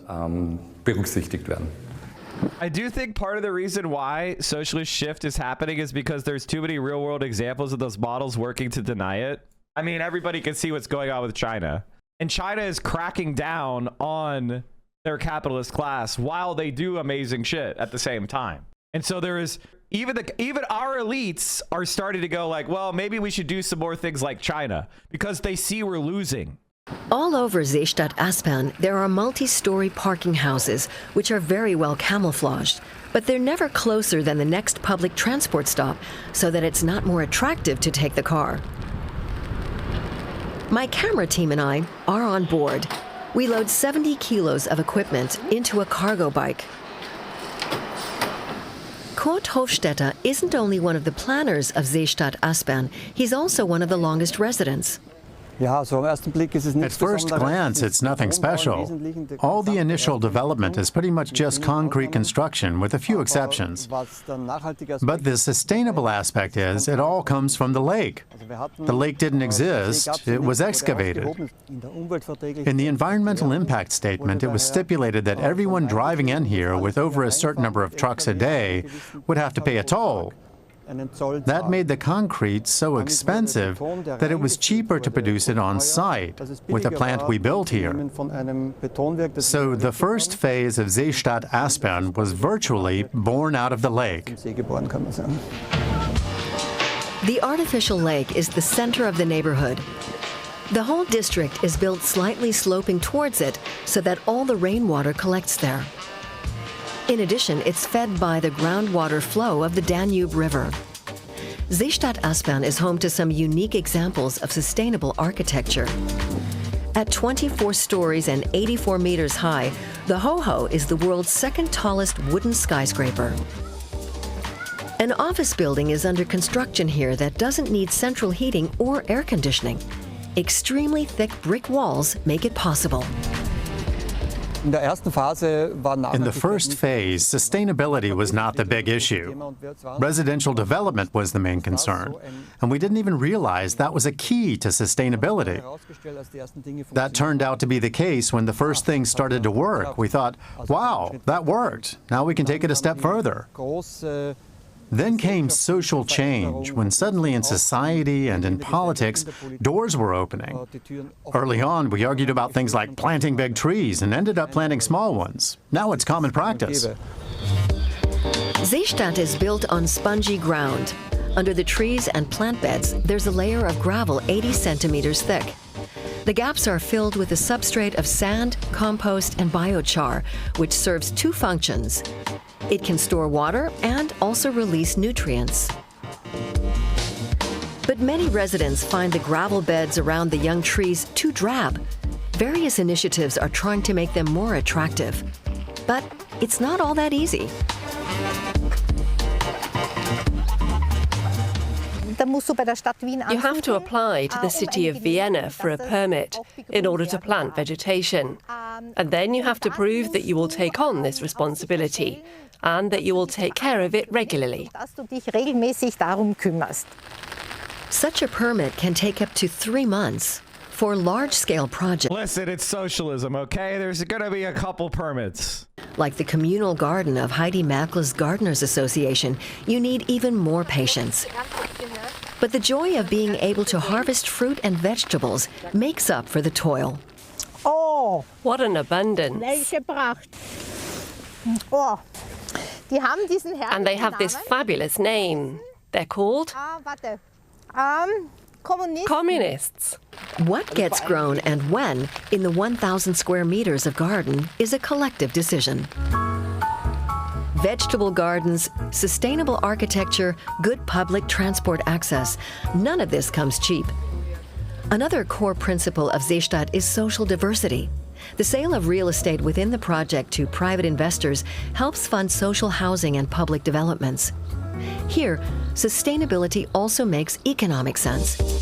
Vast amounts of data are collected to ensure an optimized energy supply. Europe's largest ever energy research project, which employs over 200 people, is underway in Seestadt-Aspern. Sensors are installed all over the district. They record in real time how much energy each building consumes and how much it produces. This particular building is almost net zero. It uses just a little more electricity than it produces. Next door is an Energy Plus building. It produces more electricity than it consumes. And we can go one step further. Take a building that requires a lot of cooling. It will also have a lot of waste heat. That warm energy is released into the atmosphere, and that's problematic for the surrounding city. It's more efficient and intelligent to make the waste heat available to the neighboring building. Identifying and solving problems together. Seestadt is all about community. That's the message I keep hearing. We're on our way to Vienna's newest Gemeindebau, or municipal building, a social housing concept dating back to the 1920s. You can still read on the buildings that they were financed from the revenues of the residential construction tax. That was a tax on luxury goods, automobiles, service personnel, entertainment such as opera and theater, and so on. All this was taxed, and the funds were used to finance the municipal building projects. The tax no longer exists, but while other cities in Europe are struggling with spiraling rents and real estate speculation, over half of Vienna's housing market is city-owned. 4,000 new subsidized homes are in the pipeline. The city already owns 220,000 apartments like these. 25% of Vienna's residents live in municipal housing. Hallo. Hi, are you coming down? Ja, mach mal. Super, danke. Great, thanks. When I first came here, it felt very sci-fi and utopian. I expected to see flying cars and such things. What I think is great is that there's neighborhood management. They organize lots of projects for the Seestadt residents, and it makes you feel very at home. Is Seestadt as utopian as it seems? Is this green urban development project community living at its best? The last stop on my visit to Vienna is an intergenerational apartment block. The apartments are small, but there are also communal spaces and a roof garden. And here, too, a strong sense of community. It's sustainable living because we borrow things from each other. People ask, for instance, hey, can I borrow your iron? And I just have my grandson visiting, so I needed a cot, a baby rocker, and a high chair. And I was able to borrow everything, so that was great. Both women moved to Seestadt-Aspern from much bigger apartments in the inner city, a move neither have ever regretted. I love how many sports grounds there are under and around the train tracks. And they're always in use, throughout the day until late in the evening. There's always laughter, there's always something happening.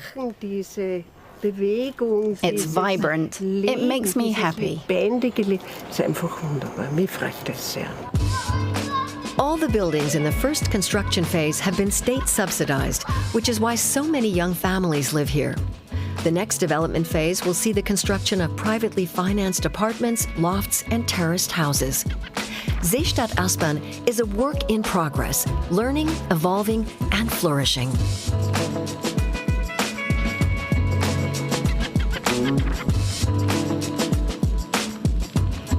So that's my answer to Kevin O'Leary.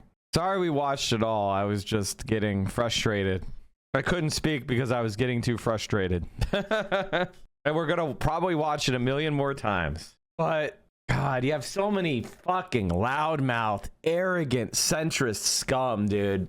And they all are like, you can't do that. It's impossible to do things. And you're just like, God, you're so fucking stupid. And you're so arrogant. It's impossible. It's free stuff. You can't do that. It's based on these election results. And Fox captures that there are people who have kind of like a shared core set of values maybe, but they're not taking themselves that seriously. They're not like, scolding each other. It also matters in the quality of the programming. How do you cut through the skepticism? I mean, did you not just see it? Did you not just see real life? Did you not just see what socialist development is? Oh, this is all a bunch of young families, and oh, there's public transit, and oh, look at all this green space, and look, they have a fucking lake, and we all have a community, and we care about each other. Do you know your neighbors? Could you borrow a fucking baby carriage from your neighbor? Maybe you could, because you're living in a good neighborhood. Congratulations to you. But like, it's not pie in the sky. It already fucking exists. We just have to strangle, metaphorically, the people that are profiting from our lives being shit. Here you go. Here's the video. It looks great. Our graphics are beautiful. Our lighting is fantastic. Are you making a face? Look, I'm your Fedayeen. I'm your biggest diehard fan, okay? But no, I don't think the Fox News graphics are beautiful. Look, I respect what you do, especially because, like, if I had to sit next to Jesse Waters and Greg Buttfeld the entire time, I would kill myself. And the fact that you have been able to successfully sit in that room every day and just white knuckle through Jesse Waters' snide-ass remarks is impressive. It is. Concur. You can see why Hassad is the biggest streamer, because you notice how the crowd is cheering and clapping while they're dead silent when everyone else is talking? Because they're fucking boring liberal scolds. Thank you. And it is nice to be amongst my people, which I'm usually not, like cautiously weaving through here. But my point in bringing it up, and you don't have to love our graphics, even though they're copied in every movie and things like that. It's like the official look of it. But even when the PR people love Jessica, she is a fake. They're copied in every movie for when they're showing like some propaganda slop on the screen that's tricking people to believe dumb shit. It's like, oh, here's what the evil corporate media run by the ghouls is saying that's tricking people. Favorite of the Fox PR folks. Nothing is taken that seriously. And that's not the case in liberal media. Nothing is taken that seriously, so you can lie without guilt, you vile fucking rat.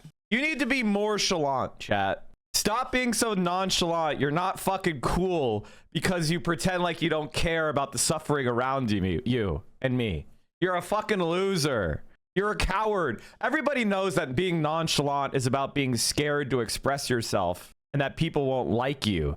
So you keep quiet, because if you do speak up, it'll remove all doubt in your mind. Actually, yeah, you do suck shit. Shut the fuck up. And that doesn't mean you're not talking about serious things, but there's this feeling like it is not the end of the world in every topic that you're discussing.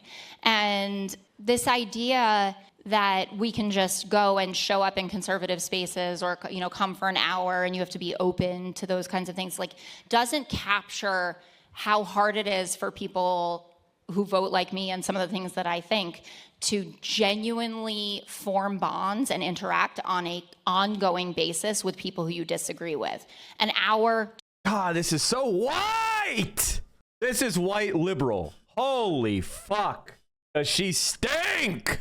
Yeah, we're forming bonds with people who disagree. They think that trans people should be forcibly detransitioned and ablelas, I can't speak, should be kidnapped off the street. Fucking Christ. 2 hours, 3 hours is not getting to know the other side. Living amongst them and spending time with them is. And I think that's why I'm able to do my job. And because you're a white, rich white woman. You fucking privileged rat. God, she's so gross. The self-justification is vile. Shut up. have a reasonable therapy bill, like not insane, but we know each other like the family that it looks like, which is dysfunctional, but it's still a family. And people who watch the show, and you know, we have 20% Democratic viewership, like still get that. Sorry, I know it's not maybe not the answer you guys wanted, but I want to actually. You're not getting a lot of claps because you're defending Fox News in this room. Well, let me speak. I want to talk to Hassan about what you just said, but before I heard. I love him so much. Oh my god, dude. I need to go on Crooked Media. I would love to roast these motherfuckers. Oh god. I need to worm my way into this space just so I could fuck them all up. From the crowd, and I think it reflects what they're feeling, which is they're not taking it seriously because these are people that are not appreciating the consequences or are ignoring or telling themselves a story about the consequences. And I know you know that. Is it being played live? I might want to watch this just so I can bald. They didn't win because they opened up the aperture and let people do what they need to do. They won because they tripled down on what they believe, even if what they believe. Right. That's just not. I'm sorry. That sounds good, and I like it. I want it to be right. It's just not right. You're just a right winger. You don't believe in this shit. You don't believe in socialism. You don't believe in taxing the rich. You don't believe in social housing. You don't believe in public transit. You don't believe in a peaceful foreign policy. You are saying this because you don't agree with us. You fucking worm. You're looking for confirmation bias, you disgusting centrist worm, and I will destroy you if I can. God damn it, listening to these fucking worms. You losers do nothing but lose. Right. I'm crashing out because I fucking hate these bulwark scum, and you should too. They didn't win because they tripled down on what they believe? No, they did triple down on what they believe. Yes, they tripled down on racism. Yeah. It was populism, but it was a populism is a thin ideology mixed with a thick ideology, according to Cass Mudd. Simone, His populism had a lot of things in. It was an economic populist, but populism had a little white supremacy in it, a little racism. Like Bernie Sanders is a populist in a different way than Donald Trump. Yeah, here's the thing. So I don't understand. Here's the thing, though. Can I just say really quick, though? Here's the thing. Like, yeah, he doubled down on a bunch of terrible shit that they believe that's extreme. No doubt. No doubt. He also was seen as left of Kamala on foreign policy. He was seen as an anti-war candidate. Who did that? Who did that? Who did that? You did that, you fucking warmongers. You're the ones who have put us in, you're the ones who have been like, yes, Nazis in Ukraine, you should ignore that because we're fighting our enemy. And so you're happy to look beyond Nazis in Ukraine. You're happy to help do a genocide in Gaza because you centrist neocon warmongers have left the Republican Party and nestled into the Democratic Party like a fucking tapeworm. And we need a double dose of ivermectin for you so we can flush you down the fucking toilet. He was seen as anti the Republican establishment God, war. I hate these people. I legitimately hate this rat more than a Republican. Because a Republican is an enemy in the other trench. This guy is a parasite sucking the lifeblood out of the left. We could overcome an enemy. Yeah, he lied about that for sure. He's a liar. He lied. Yeah. He lied. But then maybe our guy should lie about some things that are popular too. Okay. Now you sound like me during the campaign where I was like, what the fuck are you guys doing when you're not like addressing this stuff where Donald Trump can present himself as the peace candidate? That was insane to me. But obviously, sending Bill Clinton to Dearborn to talk about Judea and Samaria, as most people were seeing. All right. Most people were seeing. Oh, we're bringing up Israel. Everybody be quiet. We're bringing up Israel. We got to shut everybody up. We have a genocide that we help cover up. We better be quiet. How can these people talk? Like, God damn it. These scum. I hate them. They are the worst of the worst. These are the scum of the fucking earth. These are my life enemies. God, I hate these people. Jesus Christ. How can you not? I'm having a fucking crash out because they're so stupid. I want to bring us back. Children on their timeline every day. It was like they didn't moderate on things. That's all I'm saying. I'm having so much fun. Be moderate. Moderate these fucking nuts. Sorry, chat. Guys, I've been watching Donald Trump, and my conclusion is the Democrats need to be more moderate. And moderate is exactly what the status quo is. How many times can you lose doing this? Mike, I graphed the vote totals of recent New York City mayor losing candidates to help explain that Cuomo's campaign was strong. It was. Of course it was. He got 854,000 votes and counting. Of course it was strong. They would have won every other race going back to 2001. Chat shocked at the yelling. They don't know about the Biden admin yelling crash outs every day. I mean, I'm sorry for this, but centrists are my enemy. Like, I despise centrists because they're fucking wormy opportunist scum. They don't believe what they're saying. They're doing it because they're getting paid. Okay? And I'm sorry, but I hate slug fucking slimy losers. No one believes this shit. No one believes what they say. No one. Not even them. They don't even believe it. They're just being paid by right-wing billionaires to make the Democratic Party worse. You can see without erupting. I'm sorry, but there are a few things that I have to erupt over. That's just me. I'm sorry. That's my personality flaw. I try to work on it, but sometimes it needs to happen. I want to give you an example of what I'm talking about. Voter study group. He's saying we should moderate. This is it. Let me show you this fucking disgusting rat. This is the politics he advocates for. I want to show you on a chart. This is a graph of all the ideology of 2016 voters. He represents this area. You see this bottom right area? And there's no one there? That's what he represents. Economic conservatism, social liberalism. This is the who they're campaigning to. Notice there's no one fucking here. No one agrees with this. Crash outs. I'm losing my mind. I'm losing my fucking mind. Okay, did I watch all the... I talk to those people every day, and there were people that genuinely believed that Donald Trump was actually excising the violent criminals. And the only reason why people are led to believe this lie, aside from the faucet of misinformation that comes from independent outlets on the right and also Fox News as well, is because there is no robust response from the Democratic Party that says that's a fucking lie. That's a lie.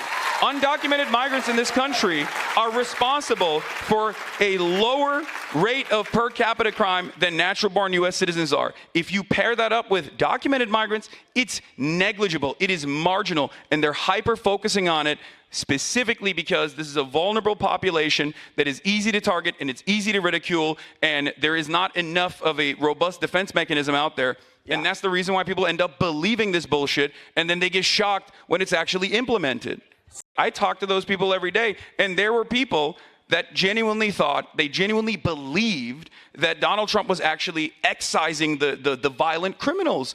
And the only reason why people are led to believe this lie, aside from the faucet of misinformation that comes from independent outlets on the right and also Fox News as well, because there is no robust response from the Democratic Party that says that's a fucking lie.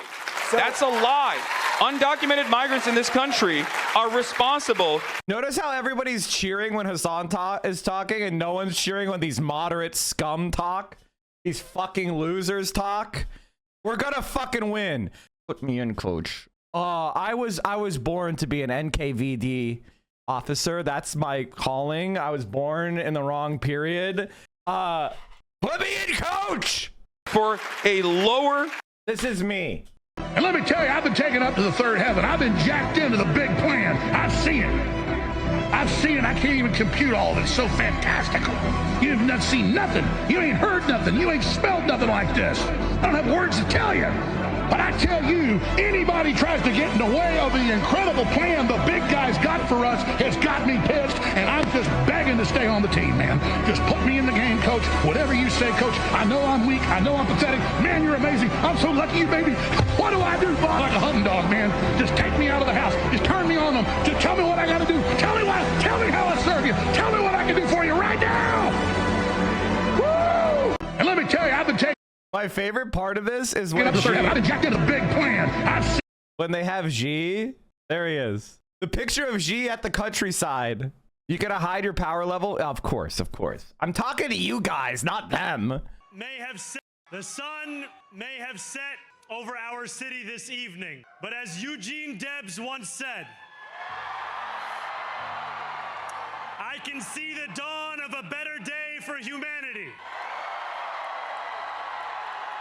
For as long as we can remember, the working people of New York have been told by the wealthy and the well-connected that power does not belong in their hand. Fingers bruised from lifting boxes on the warehouse floor, palms palms calloused from delivery bike handlebars, knuckles scarred with kitchen burn. These are not hands that have been allowed to hold power. And yet, over the last 12 months, you have dared to reach for something greater. Tonight, against all odds, we have grasped. The future is in our hands. My friends, we have toppled a political dynasty. New York, tonight you have delivered a mandate for change. A mandate for a new kind of politics.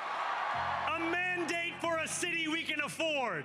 And a mandate for a government that delivers exactly that. On January 1st, I will be sworn in as the mayor of New York City.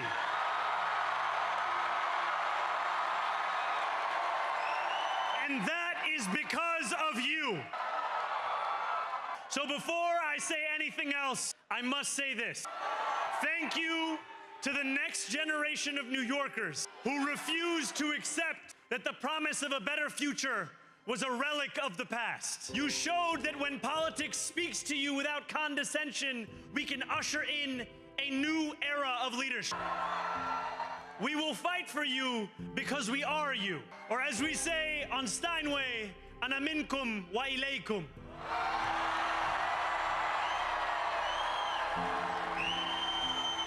Thank you to those so often forgotten by the politics of our city who made this movement their own. I speak of Yemeni bodega owners and Mexican abuelas, Senegalese taxi drivers and Uzbek nurses,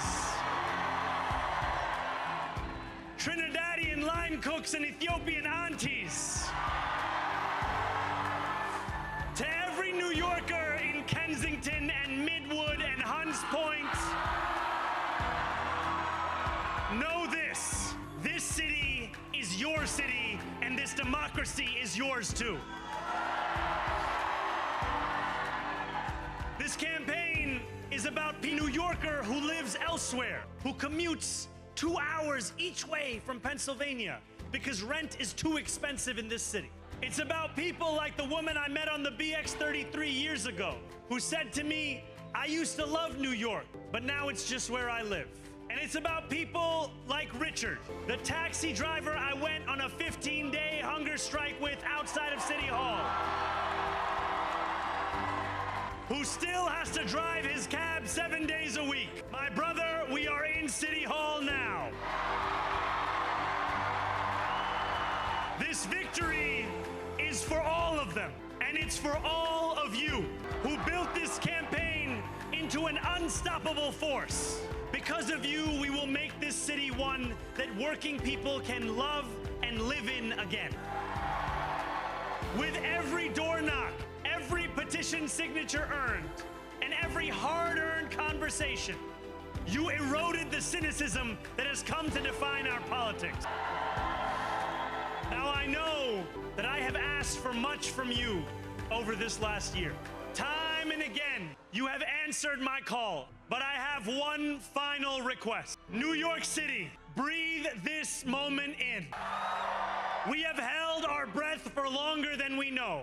Let the words we've spoken together, the dreams we've dreamt together, become the agenda we deliver. New York, this power, it's yours. This city belongs to you. Thank you.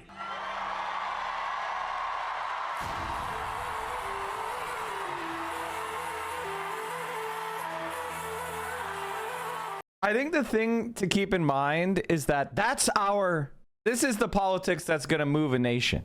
This is our enemy. This is the opposition.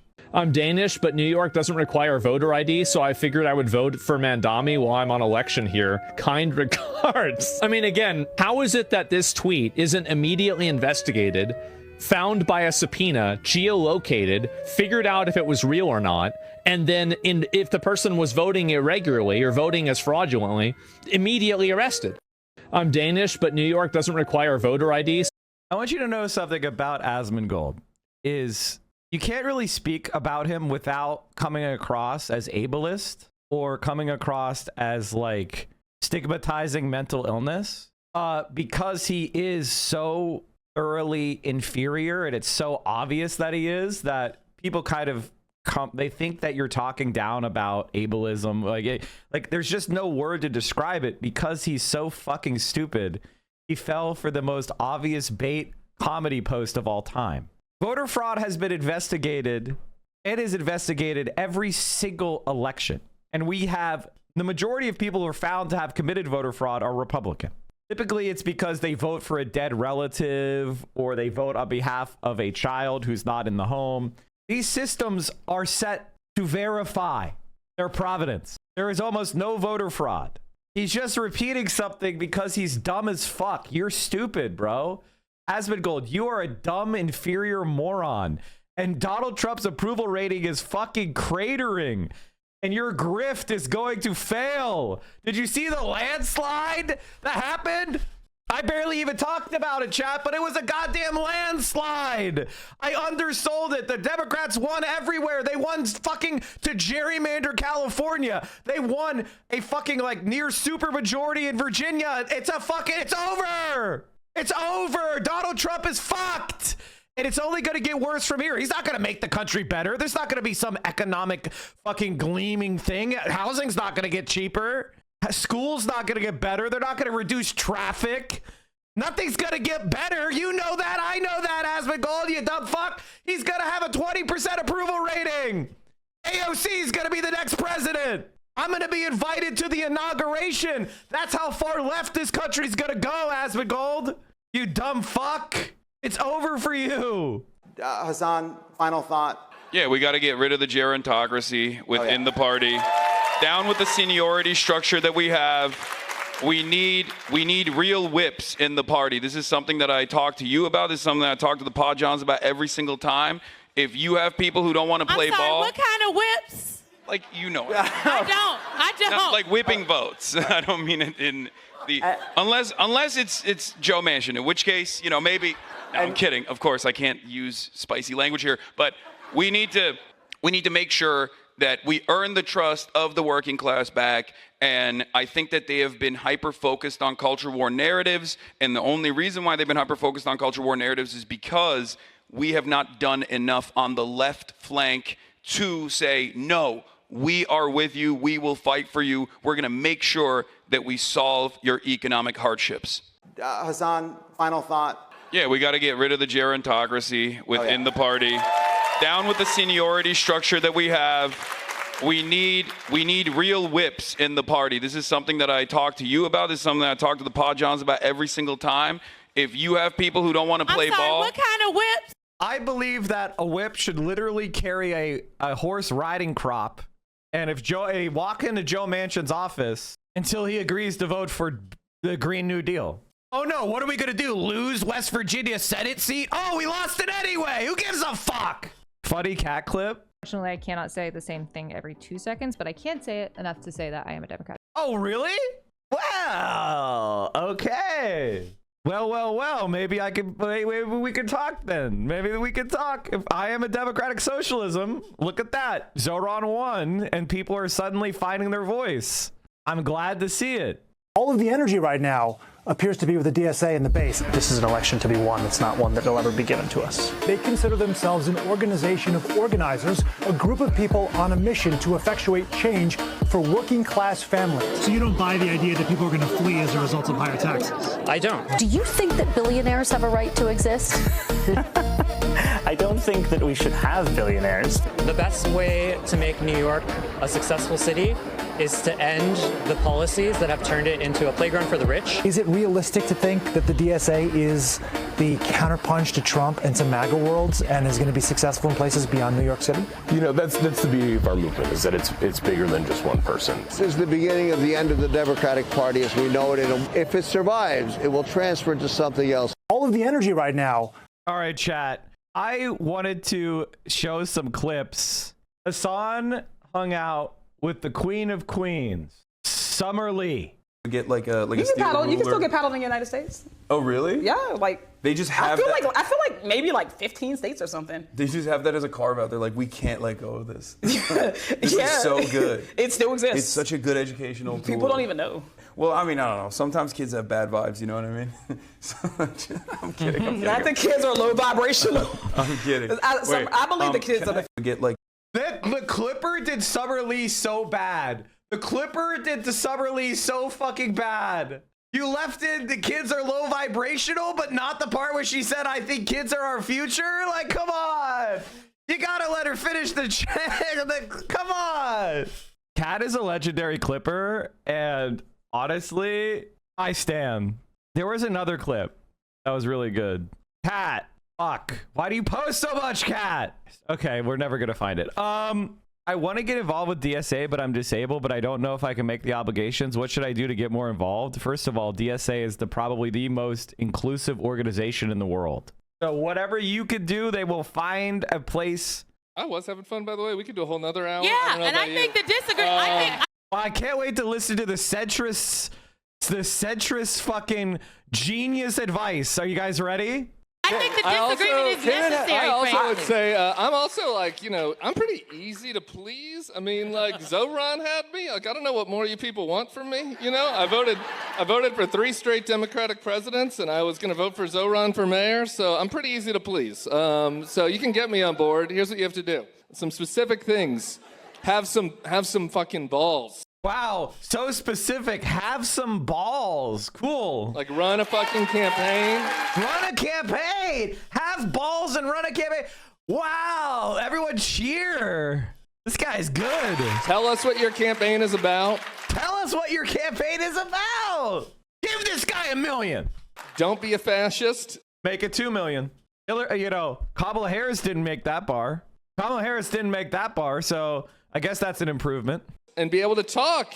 Oh, that's, again, Kamala Harris didn't make that far.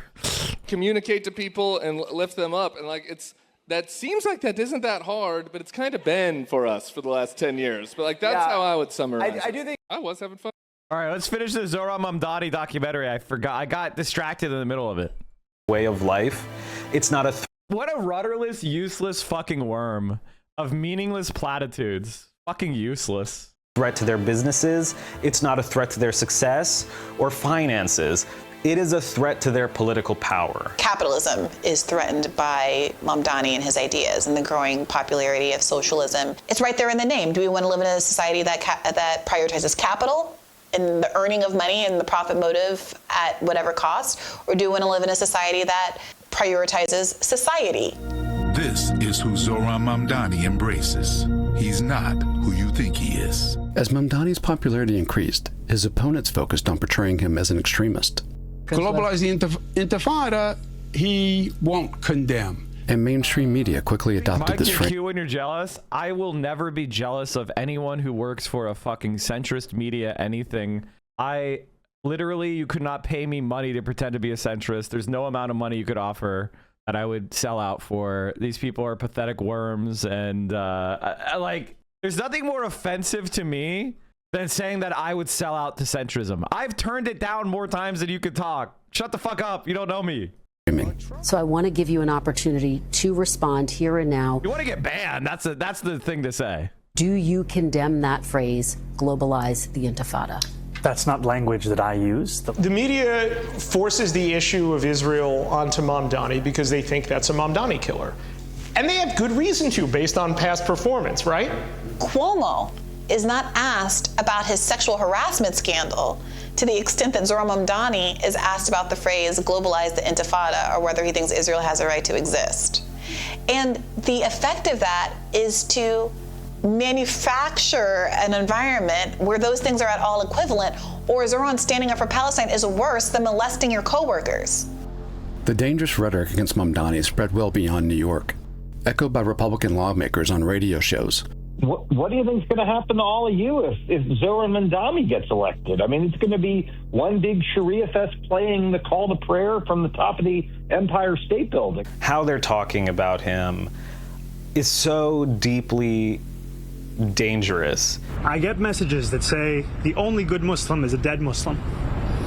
The man from Texas left him violent, threatening voicemails, and he was detained and arrested. You're in Texas. Why are you this mad? This makes no sense. That's scary, and it's rooted in a deep hate for Muslim people. Mamdani's fellow Democratic lawmakers also launched attacks against him. This is a very serious issue because people that glorify the slaughter of Jews create fear in our communities. The global intifada means destroy Israel and kill all the Jews. Anti-Muslim bigotry is so deeply embedded in American politics, just as anti-Palestinian racism is, that sometimes it can be invisible. And it comes from both sides of the aisle. It's not Republicans who have a monopoly on Islamophobia. Both anti-Semitism and Islamophobia are bigotries, but one has institutional permissibility and institutional permission is used as a way to advance your career, even Islamophobia. And the other, there is no institutional permission, and you will get tremendous pushback. After Mamdani won the primary, many Democratic leaders did not endorse him. Thanks, everybody. Including Senate Democratic leader Chuck Schumer. Are you going to be endorsing Zohran Mamdani? What are your thoughts on Canada? I'll be meeting with him. We had a good conversation. He's run a good campaign. I'll be meeting with him. Look at how these fucking worms try to make Zohran, you know, like jump through hoops for their endorsement that doesn't matter and no one gives a shit about. Like, look at this pathetic fucking posturing they do. House Leader Hakeem Jeffries, whose district resides in New York City, waited 122 days after the primary before finally giving his lukewarm approval. But outside the halls of Congress, another faction within the Democratic Party was demanding their leaders get behind Mamdani. We're going to outlive a lot of the people in power. Thank God. The question is, are we going to become younger versions of who's currently there right now, or are we honestly, Hogg is cooking here. Hogg is right. Actually going to change things? David Hogg founded Leaders We Deserve to challenge the incumbent Democrats he calls out of touch and ineffective. I think DC and the establishment is full of a bunch of windsocks. They like to go whichever way they think the wind is blowing. Sometimes it will be in your direction, sometimes it will be against you. But there's a real lack of principle that drives a lot of this, because what it boils down to a lot of the time is people just thinking about, like, well, what's best for me? What do I need? Because the Democratic Party is a corpse and has been for some time. And every time it attempts to rejuvenate itself, whether that's through Bernie Sanders or Mamdani, the Democratic Party seeks to essentially thwart the movement within the party to address the concerns of the base, because the Democratic Party doesn't function as a political party. The base is irrelevant. The donors are the real constituents in an era of pretty much unlimited post-Citizens United donation. Why would it be otherwise? As a politician, you can make money forever. You can make generational wealth forever. That is why Schumer, Jeffries, Gillibrand, so many others not just keep Mamdani at arm's length, but attack him, because they recognize he upends this apple cart, he derails this gravy train. Both Senator Chuck Schumer and House Leader Hakeem Jeffries have each received over $1.7 million from the pro-Israel lobbying group American Israel Public Affairs Committee, or AIPAC. They're really telling all those people who voted for Mamdani, we don't care what you want. What game are they playing? I mean, to appease AIPAC, the most successful foreign influence operation in American history. It's really not that complicated. People love to say these things, that everything's more complicated than it seems. Some things really are not. This is one of those things. Barack Obama wrote about this in his memoir. If you criticize Israel too much, then expect to be faced by a well-funded opponent in your next election.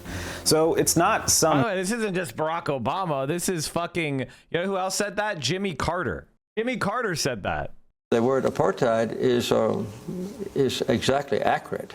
You know, this is an area that's occupied by two powers. They're now completely separated. The Palestinians can't even ride on the same roads that the Israelis have created or built in Palestinian territory. The Israelis never see a Palestinian except their Israeli soldiers. The Palestinians never see an Israeli except at a distance, except the Israeli soldiers. So within Palestinian territory, they're absolutely and totally separated, much worse than they were in South Africa, by the way. And the other thing is, the other definition of apartheid is one side dominates the other, and the Israelis completely dominate the life of the Palestinian people. Why don't Americans know what you have seen? Americans don't want to know, and many Israelis don't want to know is going on inside Palestine. It's a terrible human rights persecution that far transcends what any outsider would imagine. And there are powerful political forces in America that prevents any objective analysis of the problem in the Holy Land. I think it's accurate to say that not a single member of Congress with whom I'm familiar would possibly speak out and call for Israel to withdraw to their legal boundaries or to publicize the plight of the Palestinians, or even to call publicly and repeatedly for good faith peace talks. There hadn't been a day. Carter was a terrible president, but he repented after he left. Day of peace talks now in more than 7 years. So this is a taboo subject, and I would say that if any member of Congress did speak out, as I've just described, they would probably not be back into Congress the next term. The word apartheid is... So this wasn't just, I mean, like Jimmy Carter's saying, if you speak out against Israel, there will be a conspiracy to drive you out of office. There it is. Secret. Nancy Pelosi stepping down seems like an acknowledgement of the core of Democrats being progressive now. AOC and Bernie have to just grab the mic from what's-his-face, Schumer, and tell them to take lunch. I mean, I do think that Nancy Pelosi was probably one of the most damaging politicians in American history. The only person who's more damaging than Nancy is Chuck Schumer. And there's a lot of delusion on the left that she was like good, but she spent almost all of her effort containing the left. And she was part of being good at containing the left was also bamboozling left-wing people to think she was like open to their arguments or whatever. So, and the reason why Nancy Pelosi is so damaging is there's always going to be a right-wing political axis. Right-wingers, conservatives, that brainworm exists in every culture. It's always going to exist in various forms. What makes Nancy Pelosi so damaging is she destroyed and she obstructed the formation of a leftist response. So that's what makes her such a damaging politician, is she just made it impossible to organize a countervailing force. And, you know, I think that's destructive. Now, if you're talking about like people who got what they said they wanted to accomplish and seemingly got their will enacted into American law, well, then Mitch McConnell is the most successful politician of the last 50 years. Nancy Pelosi was successful as well. She destroyed and sabotaged Bernie Sanders. She blocked the rise of a robust left wing for a decade. So, you know, and she's retiring because she's just fucking old. All right. Like, I wish I could say that she's retiring because we defeated her. But in reality, she's just 86 fucking years old and is going to die soon. Like, you know, that being said, there is no replacement for her. There's no one skilled at her, you know, as skilled as her in containing the left that's going to step in. The only person I would say that I think has a chance of being the next anti-left crusader, it would be Pete Buttigieg. I think Pete Buttigieg is probably the most dangerous politician in America going forward, and probably someone who we need to deal with decisively. He's the most likely kind of like candidate, but he's luckily not in elected office, so he's sort of irrelevant. Gavin Newsom is not very good at containing the left either, although he has gotten smarter on social media by doing anti-Republican slop to the base, which is good. You know, a former president of the United States has admitted to this kind of dynamic in Washington. After the primary, Mamdani's polling numbers continued to rise. With the opposition split between a crowded field of challengers, President Trump weighed in. I think if you have more than one candidate, we've got ourselves a communist mayor in New York. President Trump is a native New Yorker. He is obsessed with New York City, and he wants to have influence here, and he wants to continue to pull the strings as any way he can. Reports circulated that the president was offering positions in his administration for Adams and Sliwa to drop out. And we're not going to let somebody get into office and squander the taxpayer money from this country. On September 28, 2025, the sitting mayor, Eric Adams, withdrew from the race. That's why I'm here today to endorse Andrew Cuomo. Cuomo is not a strong candidate. That is why I hesitate to use the word support. I believe that he is the better choice for the next 4 years. Despite losing the primary, a string of past scandals, and his general inability to campaign effectively, Cuomo still continued to draw donations from billionaires and endorsements from politicians across the aisle. It is a coalition of class interests. It is bipartisan, and it is deeply entrenched, and it is afraid of Zohran Mamdani, and it should be afraid of Zohran Mamdani. As the general election approached, the pressure against Mamdani intensified. The media attention for this race far exceeds what a normal mayoral race gets. It really speaks to the times about what this race represents. Mamdani seemed to moderate on key issues in his campaign, including one of his main rallying cries, a 2% tax increase for New Yorkers who earn over $1 million a year. If you could get the money and funding elsewhere, would you drop the call for the tax increase? Absolutely. The most important thing is funding these agenda items. And he walked back statements that had earned him the support of progressives. By the way, I don't think that's walking back. That's just saying that's actually smart campaigning. I disagree with this framing completely. If somebody will pay for your shit, the reason why he has a 2% tax cut or tax increase on over $1 million is so he has the money to say he's funding his agenda, and it's not just make believe. But if somebody will let him do it by, I don't know, fucking raising taxes on yachts instead, then we do that. Who gives a fuck? Like, it's bad policy to be like, no, I will only accept this form of funding. Like, what? That's bad politics. During the primary, He's told you what he thinks. He thinks the police are racist, wicked, corrupt. Those are tweets which I have apologized for to New Yorkers and police officers directly. He started moderating a whole lot his positions on the NYPD. I'm sure there were a lot of smart people whispering in his ear that that was good politics. But what it conceals is that the NYPD will stop at nothing to destroy Zohran Mamdani's mayoralty. I mean, yeah, of course. Like, obviously.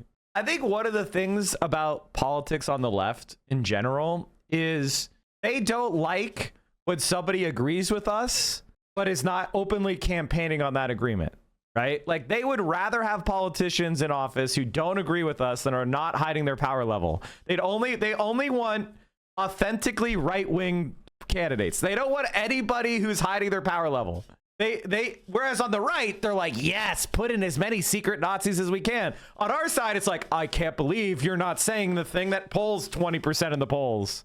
Zohran, I'll give you an example of what I'm talking about. Zohran had one of the most pro-trans platforms of all time, but he didn't really run on it much. It wasn't a major theme of his communication.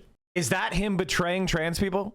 But for many people, it's like, oh no, you got to go out there and say the thing that's really unpopular or else you're betraying us. And it's like, bro, he very clearly is he's going to defund the NYPD by holding their head count stable.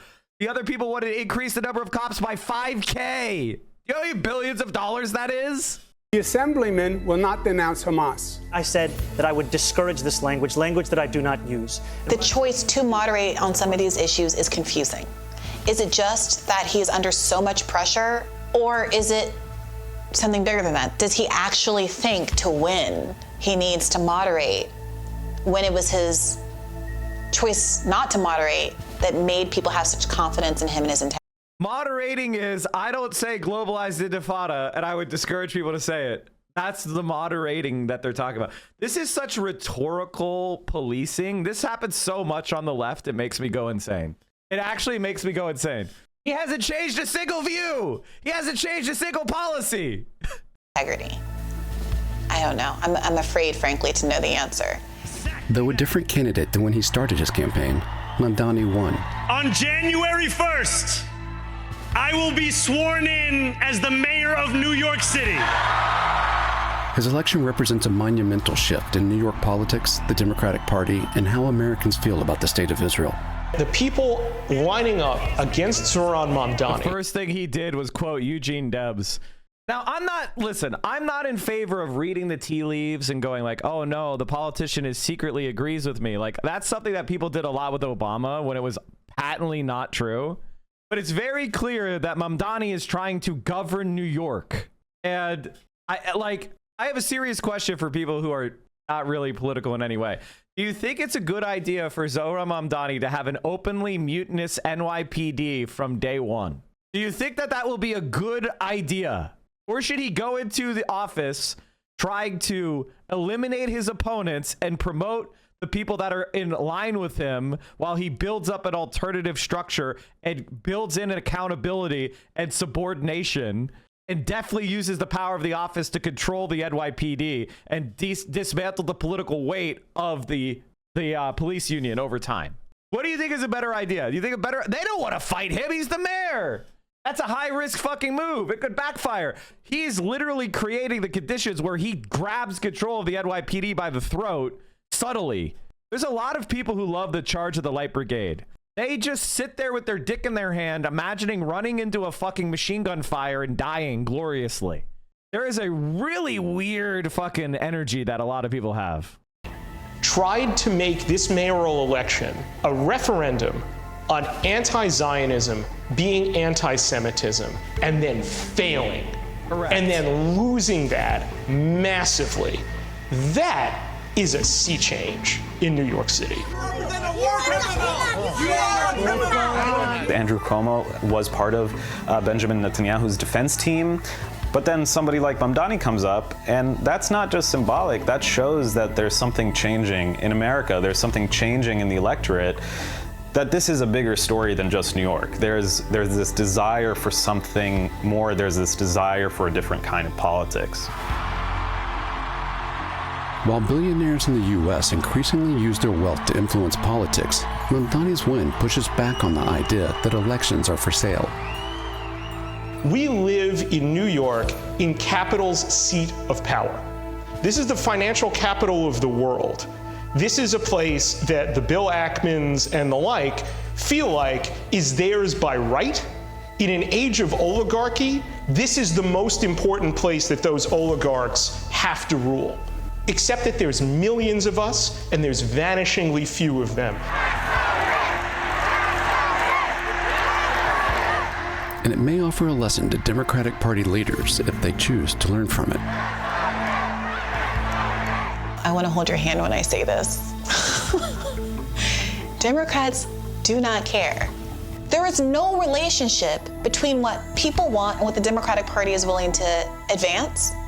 And there are no consequences for their lack of Democratic representation, because there's always the Republican Party and they're always worse. It stopped functioning as a party a long time ago, but it's assiduously loyal to its donors because the hierarchy of the party, if you actually created a democratic system, the hierarchy of the party wouldn't exist. And they have decided that they will keep their first-class cabins on the ship as it sinks. That's the iron law of institutions anyway. It was very predictable. And by the way, the Democratic centrists are never going to change. I want you guys to understand this. They're never going to be like, you know, you're winning as a progressive. Wow, good point. I'm going to change my worldview. You know, I only wanted slow incrementalism because I thought that's all Americans supported. But now that you're winning, I want you to know I changed my mind. We're going to get it. We're going to have Nordic style social democracy tomorrow. Like, they're never going to change. They believe in this. This is one of the most important. This is the most important idea to understand the Democratic Party, which is a concept that has been described as the iron law of institutions, which basically says, why is this not clicking? Are we okay, internet? Ethan posted a clip of Firan on Insta thinking QT was being serious about being uncomfortable by Will and Haas, not because the concept of banter among friends is foreign to him. He's a fucking weirdo. They should DMCA this guy and sue him for defamation. I'm not kidding. Keto troll when he sees friends joking around and having fun, like legitimately. Backend fetch failed. Okay, cool. States that those who control an institution prioritize their own power within it over the institution's success. There you go. That's it. They'd rather be the DNC chair and have no Democrats in power than step down and see the Democrats win everything. All right, I need some Summer Lee shit. I need some of the Summer Lee. Summer Lee Design Co. Oh my God. Somebody gave me a Hassan with Summer January 6th compilation. Oh no. This is my like January 6th tour, you know? That's what I don't know the route that they took on January 6th. This is. I don't think we're gonna take that route. Yeah. But everything's connected by tunnel. Lauren right? Boebert, she knows the route. She knows there are people who know the route. Yeah, we were there basically because everybody was kind enough to live stream it. Yeah, I know. Which was like, I think that was yeah, like. but now knowing, what I know and seeing like the breaches that they were like really breaching defenses. Yeah. Like, they made it to places. Whoa. And this is just the house ad. This is what the QAnon people think is like the baby transportation tunnel. That's what they think is going on. I don't know nothing about that. Wait. So we're not by his office. I think. He kept trying to get her in trouble. We can't take him anywhere. I remember I told Summer that she really needs to go on his show like representatively, excuse me, like 6 months ago. And she finally goes on his show and he keeps trying to get her in trouble.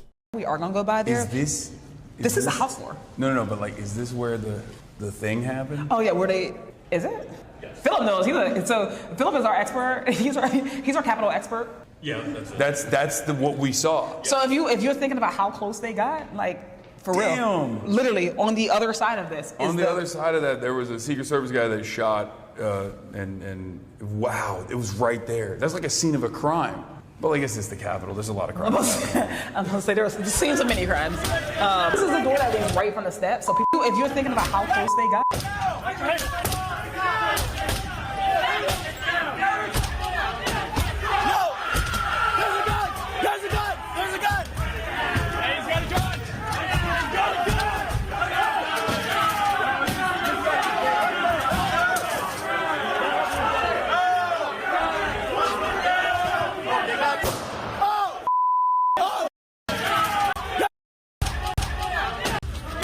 So looking at it, it appears that Hassan was right.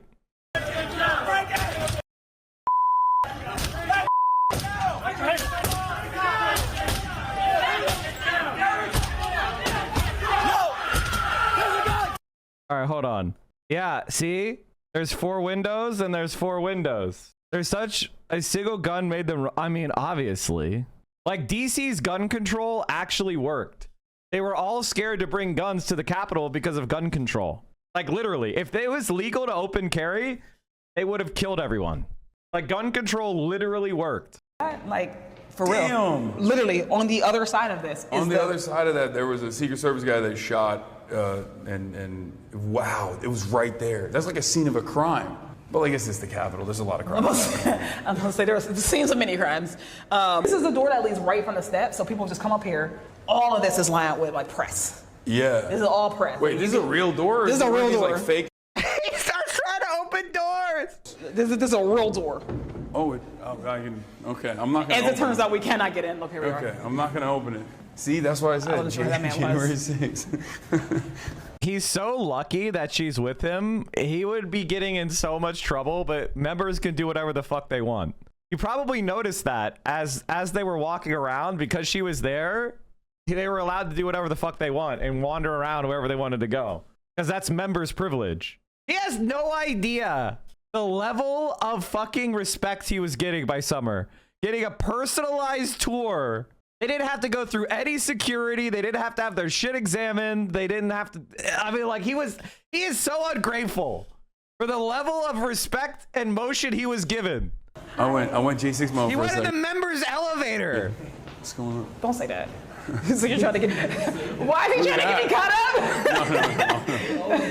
No. You gotta stop joking like that, man. They're gonna put us all out. Actually, we're gonna go over to Statuary Hall, which is where all the problematic artwork is. Ooh, I mean, there's some problematic people in that too. So small fries over here. Yeah. And then look, the fascies, because all the founding fathers were Rome weebs. They were weebs for Rome. That's why they have like the fasci. Actually, there's even more fasci shit. Like, for example, if you look, you'll notice that the meander is very, very prominent motif in the Capitol, as well as fascies. See if I can find some. I'm not even joking. Like, it's not. We're gonna go over to Statuary Hall, which is where all the problematic artwork is. Ooh, I mean, there's some problematic people in that too. So small fries over here. Yeah. And then look, the fascies, because all the founding fathers were Rome weebs. They were weebs for Rome.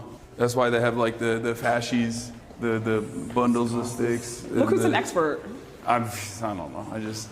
I'm just making stuff Give up. me the tour. You know more than me. I'm just making stuff. Give me the tour. Oh god. I love how she makes all her little comments and he's so I'm sorry, Assad, as a fellow Spectrum exister, bro, come on. Oh, Echo. This is the best location to do this. It's because we're in the dome now.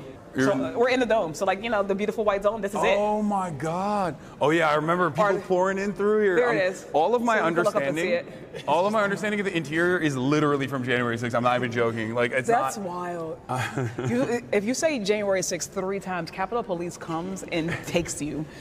They just take you away. I won't burn my third one. I'll wait. I'll wait for a good moment. Is this the actual crypt where they claim that that George Washington is buried under? Guys? I gotta go back to my expert. Going back to my Capitol expert, Philip. He is allegedly buried underneath. He's not actually there. Where is he buried? Let's go find him. Which actually is not far. But this is just, honestly, there used to be more stuff down here. What are they doing? They're taking it? I don't know. I think they cleared out. He's selling it to the Saudi royal family, piece by piece. Well, I'm really fortunate that you were able to take some time out. I mean, I know there's not a lot on your plate currently, so this is as good as a time as ever. Disclaimer, I'm not on vacation. She's so cool. Holy shit, chat. I just realized we are 3.5 hours into the stream. If you like this content, please consider supporting it by subscribing at tier 1, tier 2, or tier 3 sub. If Amazon Prime, you can attach that to your Twitch account. We get 1 free sub a month. That's our Twitch Prime sub. Okay, there is a story. Anatherion, 70 months for tier 2? Holy shit. There is a story out of Mexico I wanted to talk about because we've been talking a lot about misogyny in the Twitch space. There's a lot of white male leftists or former DGGers that are, you know, that are honestly creating a climate of misogyny on this space that's really problematic. And I don't know if you guys saw this, but Scheinbaum was harassed on the street. She was groped. The issue of sexual harassment against women. Lil Corvo, thank you for the 5 tier 1s. Chaotic, thank you for the 10 tier 1s. This story pissed me off so fucking much because we love Claudia here. And we have always said she really, really, really, really puts herself out on the street. And she is completely unafraid. And I was always scared for her safety. Drusas, thank you for the 5 tier 1s. Appreciate you. Has once again shot to prominence in Mexico after the country's president, Claudia Sheinbaum, was kissed and groped by a man. She was greeting members of the public on the street in Mexico City while walking to an event. Police arrested the man, and Sheinbaum has filed a legal complaint against him. I decided to press charges because this is something I experienced as a woman. Something all women in our country experience. My thinking is, if I don't file a complaint, what happens to other Mexican women? If this happens to the president, what will happen to all the women in our country? Let's take a closer look at this incident and its implications and bring in Maria Fernanda Bosmowski from the Atlantic Council's Latin America Center. Welcome to DW. Now, the Mexican president is groped in broad daylight in the middle of the street, and this has really resonated with a lot of women, hasn't it? Certainly, and unfortunately, I would say, in Mexico, but also across Latin America and the Caribbean, to be honest. And how important a signal was it for her to address the issue publicly and press charges against the man? Well, I think that we've heard in her remarks that, if she didn't try to create some sense of accountability, if she didn't fight back against the impunity that in many cases exists in Mexico, she would be sending the wrong message to all the women in Mexico. In her inaugural address, she said, it's the time for transformation. It's the time for women. So it's a big signal to all the women in Mexico and across the region and the world. But it's also, importantly, a message to prosecutors, to institutions that, a case of violence or assault against women should be taken as seriously as maybe a more violent or organized crime case. Just to give our viewers a sense, because we talked earlier. Holy shit, Dreadmax, thank you for the 10 tier ones. Atos, thank you for the 5. Chat, we are dangerously close to 6,000 subs. And if you know, our enemies, they continuously monitor my sub count. So if you want to piss off the worst people on the internet, do so by subscribing now. About how this has resonated, you know, beyond even the borders of Mexico. How widespread is violence against women in Mexico and in the entire region? I think that unfortunately there's a lot of work to be done in that area, and Mexico has been notorious for violence against women, femicides. When you look at Mexico and also the Northern Triangle in Central America, you see that there's impunity. There's widespread impunity. You can literally get away with murder. And while we have seen a drop in the number of femicides in Mexico, the numbers are still staggeringly high and worrisome. You look at some recent polls where 68% of women will say that they do not feel safe in the streets versus 56% more or less of men. And what's being done to tackle this problem, both in giving women more legal options, but also in tackling the root causes and making sure this doesn't even happen? So the security plan that we've been seeing under President Sheinbaum has a number of pillars. One of them has a community-based programs, which are trying to address some of this, let's say, less violent, less high-profile crime. Again, there is still a lot of work to be done. We see it in the numbers that were sent to the Congress for the 2026 packet, and if you look at that, you will see that there has been a further reduction, spending cuts to the power and safety. Okay, wait, what? What is happening? The security budget for next year. While there has been a modest increase in the defense spending, there are further cuts to the citizen security budget line items. So while the government and I would say specifically also the Mexico City government has started to tackle more of this crime and these cases, there's still a lot of work to be done. Yeah, and the president has vowed to review the legal conditions surrounding sexual abuse. That was Maria Fernanda Bosmosky from the Atlantic Council in Latin America. Thank you so much. That being said, the Atlantic Council is super anti-Sheinbaum. It's very weird to bring her on to discuss Sheinbaum being groped. If you actually look at the real facts, crime has been declining precipitously in Mexico. I think it's down I think murder rate has dropped by 25% this year. So I don't know. I mean, they obviously have a lot of work to do, and the cartels are a major problem, but I don't know about this one. So chat, do you think they'll do it? Do you think they will actually do it?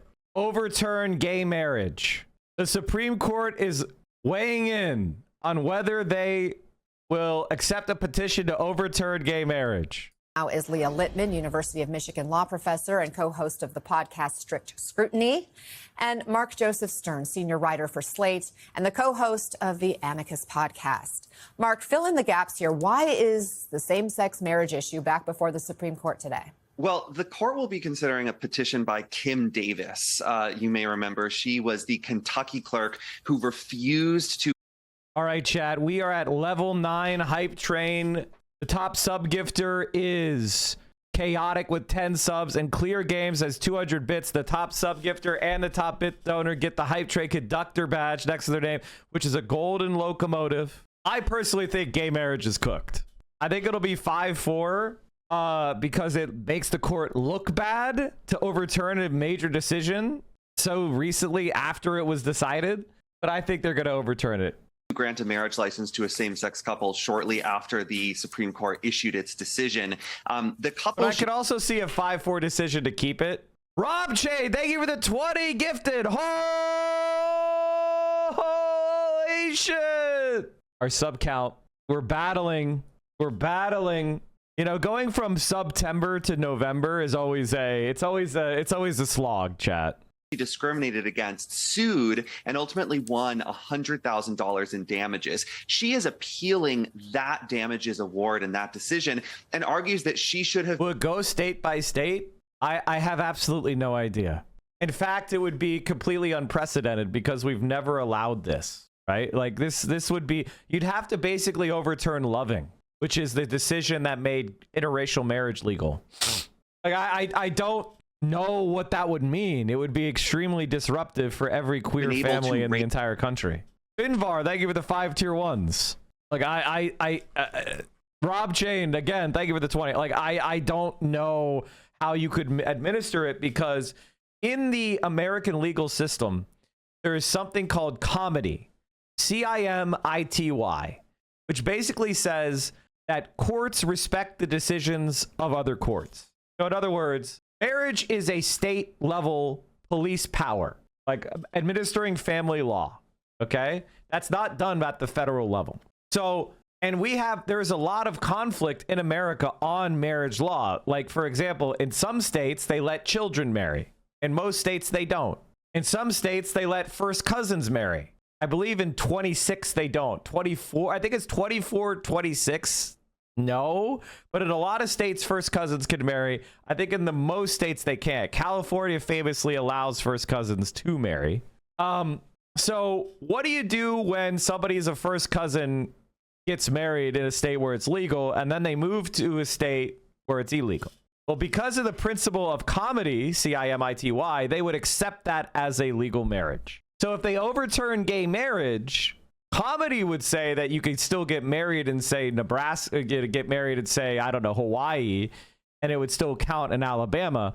But I have a feeling that that's not going to be the case, which would introduce a very weird conflict of laws situation. So can a lesbian get married in California and decide she wants to leave her wife, move to Texas, and then avoid divorce? Like, what would that mean? Like, that would completely disrupt gay marriages in California, because if that was available to people, then no gay marriage would really be legitimate as far as the perspective of family administration of assets, debts, etc.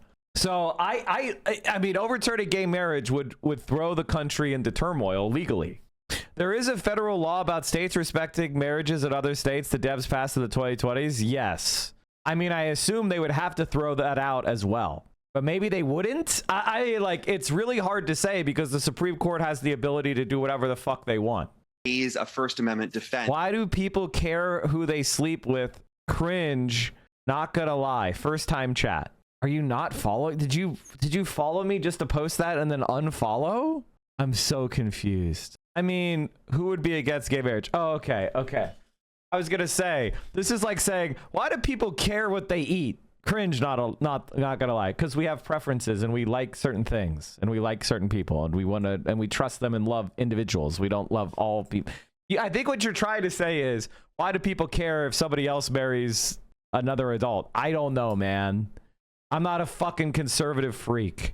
That providing the license violated her freedom of religion. So what she's primarily asking for is to be free of a $100,000 judgment against her. But her lawyers added to the petition saying, while we're at it, we think this would be a great opportunity for the Supreme Court to re-examine and overturn the marriage equality ruling because it was wrong on the day it was decided, and it has had bad consequences for anti-gay religious individuals like Davis. Leah, if the justices decide to take up this case, what does that tell you? If they decide to take it up, I think it's clear they would actually overrule Obergefell versus Hodges. There's no real reason for them to take it other than that, but I still don't think that's likely to happen. As Mark's summary made clear, this case involves a bunch of other questions aside from the future of marriage equality. And indeed, a few years ago, Kim Davis had They said the same thing, right? Oh my God, thanks for scrubbing. Thank you for the 50 bomb. Whoa. Holy shit. 50 fucking bomb. Let's fucking go, chat. We are dangerously close now to 6,000. We're at 5928. 5928. So dangerously close. the Supreme Court to take up this very same Fist, thank you for the 20. case at an earlier stage in the litigation, and the justices didn't do so. In fact, even Justices Alito and Thomas wrote to say they didn't even vote to hear this particular case to decide the future of marriage equality, even though they wanted to revisit that issue potentially in the future. I have to read what she's saying. In another case. Right. We know Justices Alito and thanks to the Thomas 5 tier 1s. have been vocal in their opposition to the Obergefell decision. Thomas even wrote in a concurrence to the decision overturning a right to an abortion that the court should, quote, reconsider all of this court's substantive due process precedents, including Griswold versus Connecticut, that's a contraception case, Lawrence v. Texas, a same-sex sexual relations issue. Lawrence v. Texas legalized gay sex. Gay sex was criminal into the United States in many places until 2003. That's what Lawrence is. So people used to be arrested for having gay sex, consensual gay sex. Griswold is a case, Planned Parenthood versus, Griswold v. Connecticut, where Griswold, I think, was either the president of Planned Parenthood or a gynecologist. I can't remember exactly who Griswold was, but basically they were giving the pill to married couples, and they got prosecuted by Connecticut, the OBGYN, because he prescribed birth control pills. So Griswold said that was unconstitutional and that you're allowed to have birth control pills, and it's a married couple's personal business, privacy, if they have birth control or not. And Obergefell says that gay marriage is basically it's unpermissible discrimination to say that gay marriage to discriminate against gay couples' right to marry. This same-sex marriage case. Mark, it is a 6-3 conservative-leaning court. Funnily enough, just to back this up, Clarence Thomas is in an interracial marriage. One of the most important substantive due process cases is a case that I mentioned earlier called Loving v. Virginia. Loving is a substantive due process case that builds off of Griswold. In other words, I believe, or is it the other way around? I'd have to go and look. Maybe I think Griswold builds off Loving. Either way, the point is, it's the same type of case. Interracial marriage is only legal because of substantive due process jurisprudence. So he's basically arguing against the legality of his own marriage. Where did they get married, by the way? Where did Clarence Thomas get married? Okay, apparently they got married in Omaha, Nebraska, but they live in Virginia. If we overturn Loving, then your marriage would be void in Virginia. But I guess he'll say, no. It was fair for me. Substantive due process counts for my shit. 6-3 conservative-leaning court. Do we know where the other conservative justices stand? All right, chat, we are 46 subs away. A mere 46 subs away from 6,000. We only need 9 of you to give 5 subs. We're almost there. Oh, Wapmop, did you just snipe? Wapmop sniped the bit donor with 201. Blarthel, thank you for the 5 tier 1s. Blade the King, thank you for the 5. We're getting there, chat. We're almost there. We're almost there.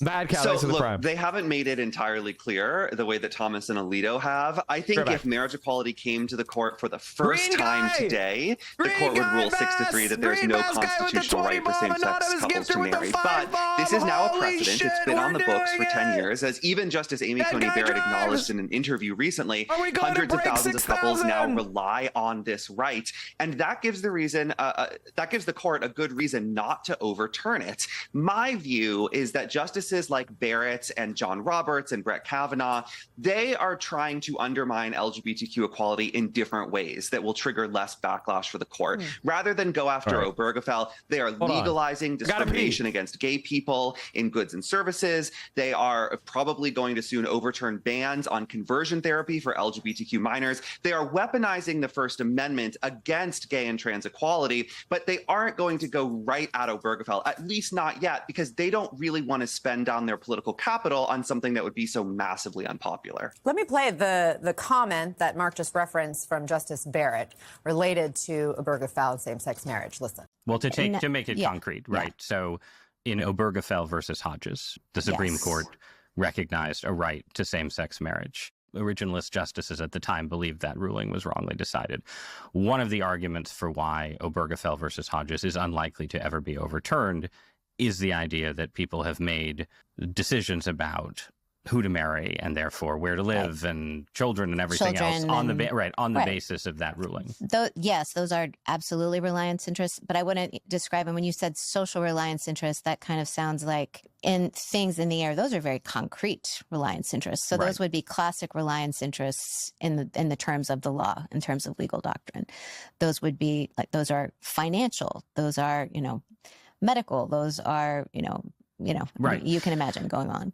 So, Leah, when she talks about reliance interests, explain, what is that exactly? And do you think her answer means she's firmly against overturning Obergefell? So reliance interests are part of the equation into stare decisis, the legal doctrine that tells the Supreme Court you shouldn't just overrule prior cases when you think they are wrong.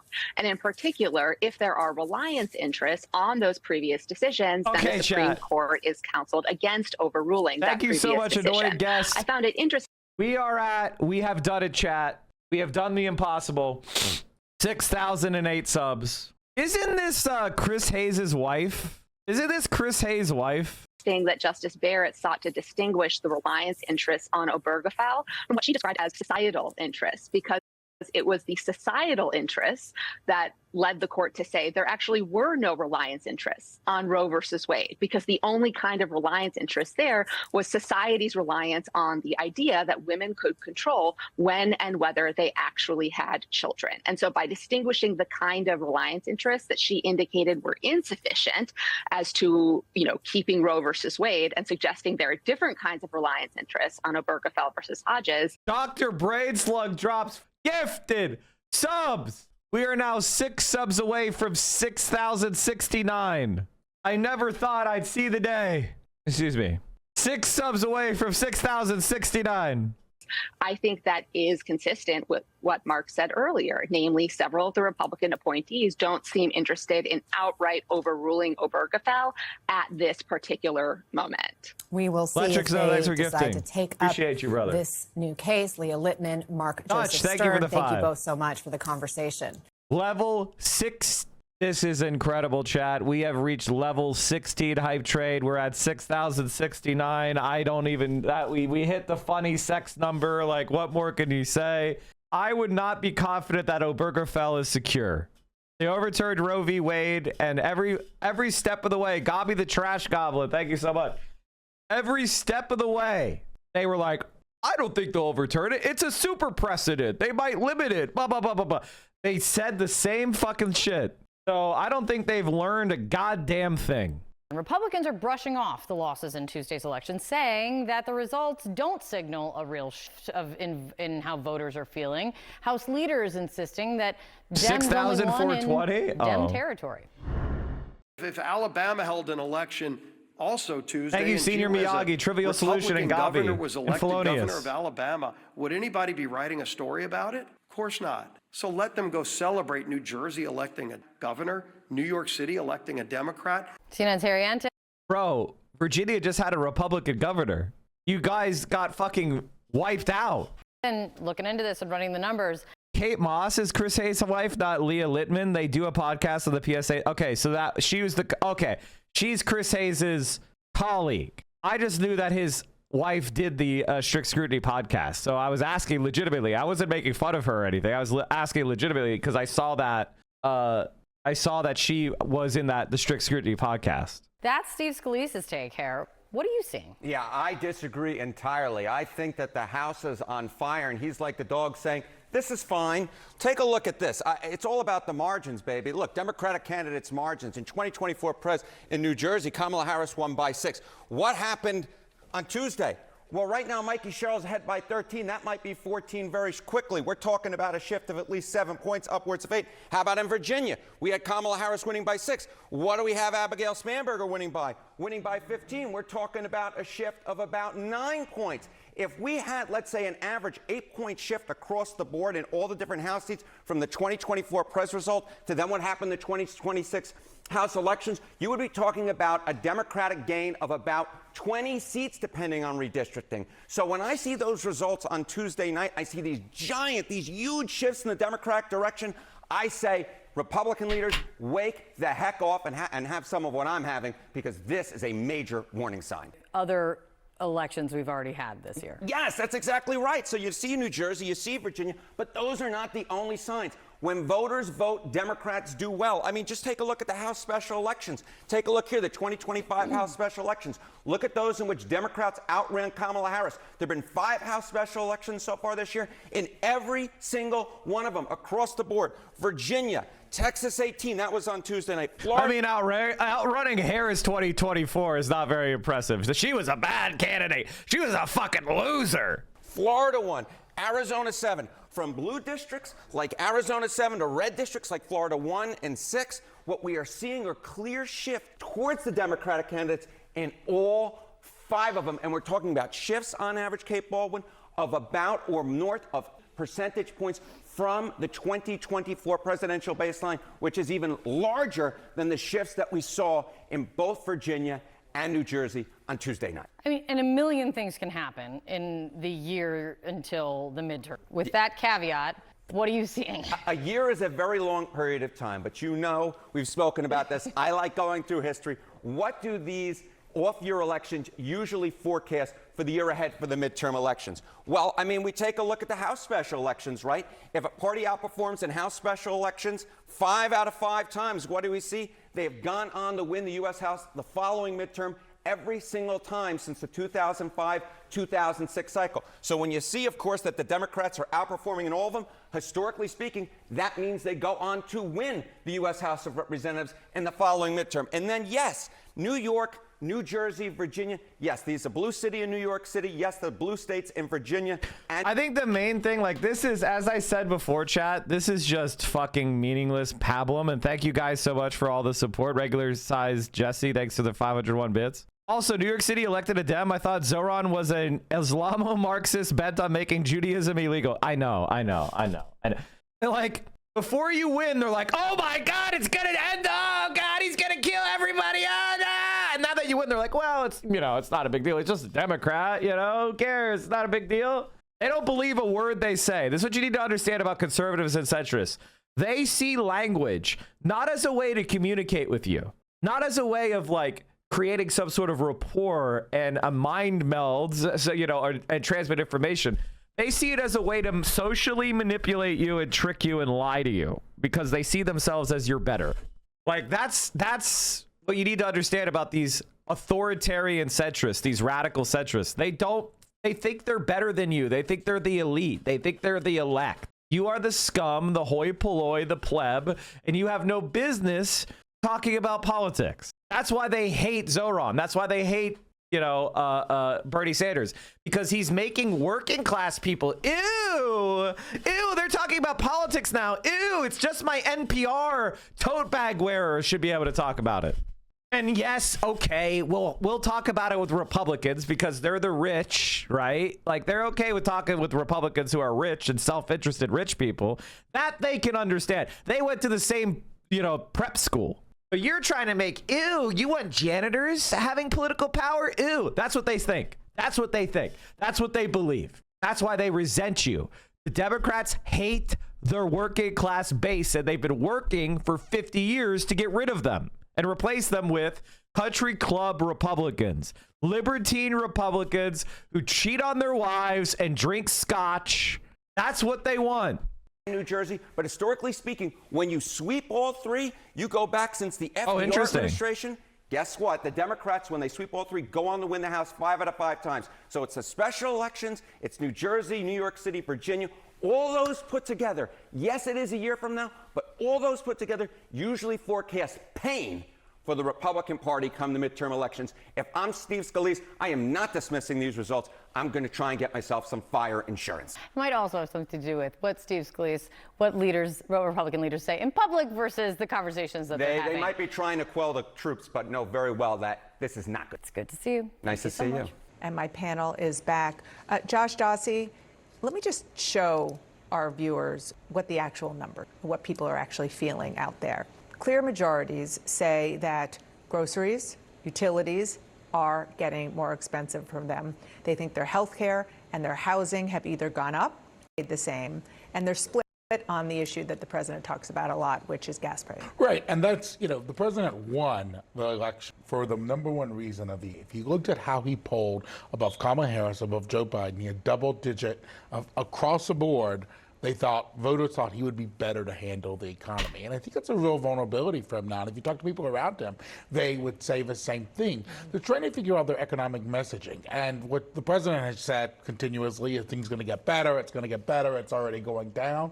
But people don't really believe that, as that poll shows. And if you saw President Biden, remember when they said transitory inflation, it's all going away? How did that turn out? I don't think it turned out so well for them. So the White House is struggling with an economic message, trying to figure out what can you say that sort of. So, chat, there is a race in Seattle for mayor between a socialist and the incumbent mayor, and people are starting to say that the late counting ballots may actually make up the gap and she may win. We may have another socialist victory, but we'll see. It's gonna be tight. Lets people know. Katie Wilson. You hear them, you're feeling them, you understand what they're going through, and also Trump doesn't like to admit any sort of weaknesses or challenges or vulnerabilities or anything like that. So exactly how do you do that? I don't think they've quite figured that out yet. A lot of the messaging, even his advisors have given. NPR just put out this article. In Seattle's mayor's race, history gives Katie Wilson supporters reason to hope. While Seattle Mayor Bruce Harrell had a 7-point lead with 53.6% of the vote over his opponent, Katie Wilson, 46.4%. In additional results on election date, the mayor's race is far from over. 2 days later, the distance has narrowed, giving Katie Wilson 46.9% and Harrell 52.6%. And pundits are turning to past races to gauge how much later ballot counts have favored the more progressive candidate in Seattle city races. There's been a lot of number crunching, political consultant Sandeep Kushik told KUOW Soundside Wednesday. There's definitely a pronounced left shift in the late count in Seattle. That's become a feature of our elections. The theory is that younger left-leaning voters cast their ballots later, right up to the deadline on election day, and the election night atmosphere in their sectors of the city makes it fun.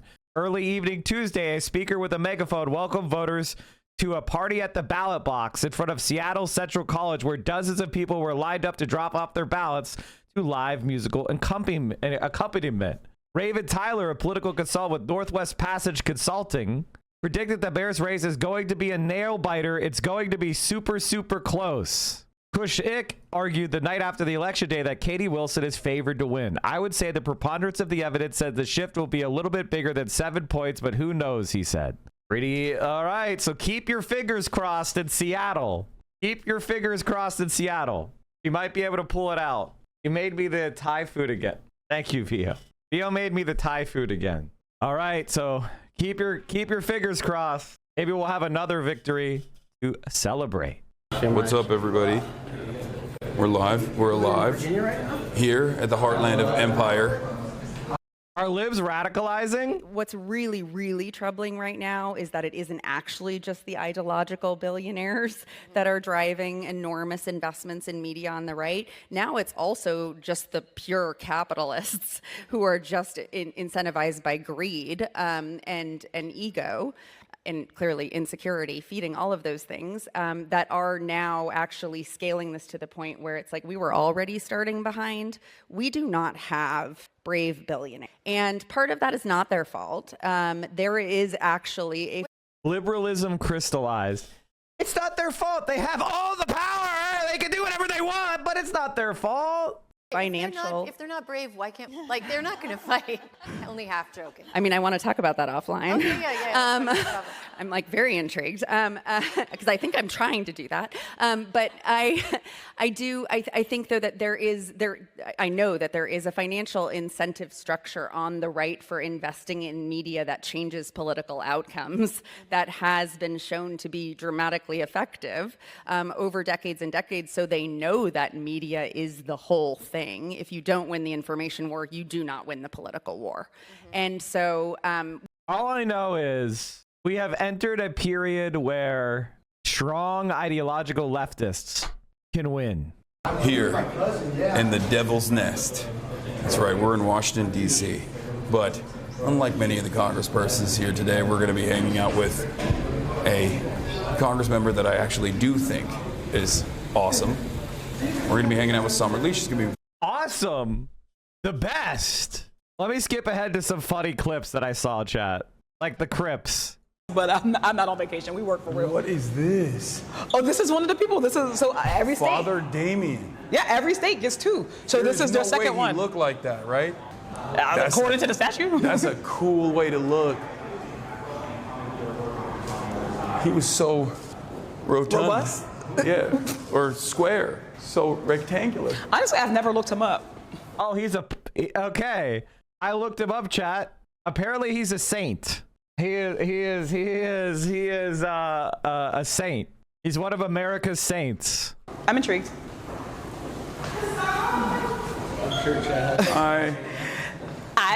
If you were here when this place was open. Yeah, no. They claim Pope Benedict canonized him. Would have made it through. Yeah, it'd probably be a little annoying. I feel like this. It That's gets on for tough. Congress. It gets tough. So when you come back here and you're a member. Apparently, he was big into leper colonies, and he would like treat their wounds and shit, which most people are afraid to do because you would catch it. Big into makes it sound pervy. I know. I'm sorry. And then he caught leprosy himself, and he caught tuberculosis. So he was caring for the sick, and he got sick. He is the patron saint of lepers and outcasts. What were his miracles? To be a saint, you need to have miracles. Okay. The miracles he did, he cured someone's lingering intestinal illness. A nun said that she prayed with him and he cured her intestinal illness. And the other one, a Hawaiian woman said she prayed on his grave and it cured her cancer. Or that she survived for like decades with a certain cancer. Her physician told her nobody has ever survived this cancer. It's going to take it. So those are his miracles. Okay. Medical miracles. People praying to him got better. Okay. They ain't gonna love you the same. Oh. If you don't know anything about the Catholic Church, being a really good person is not enough to be a saint. You also have to have people that claim that miraculous shit happened because of you. That's never Yeah, that's what everybody says. Everybody says, I'm not going to do this. I don't want to do this. So if we pray to you and we get cured, can we make you into a saint? I mean, kinda. Never.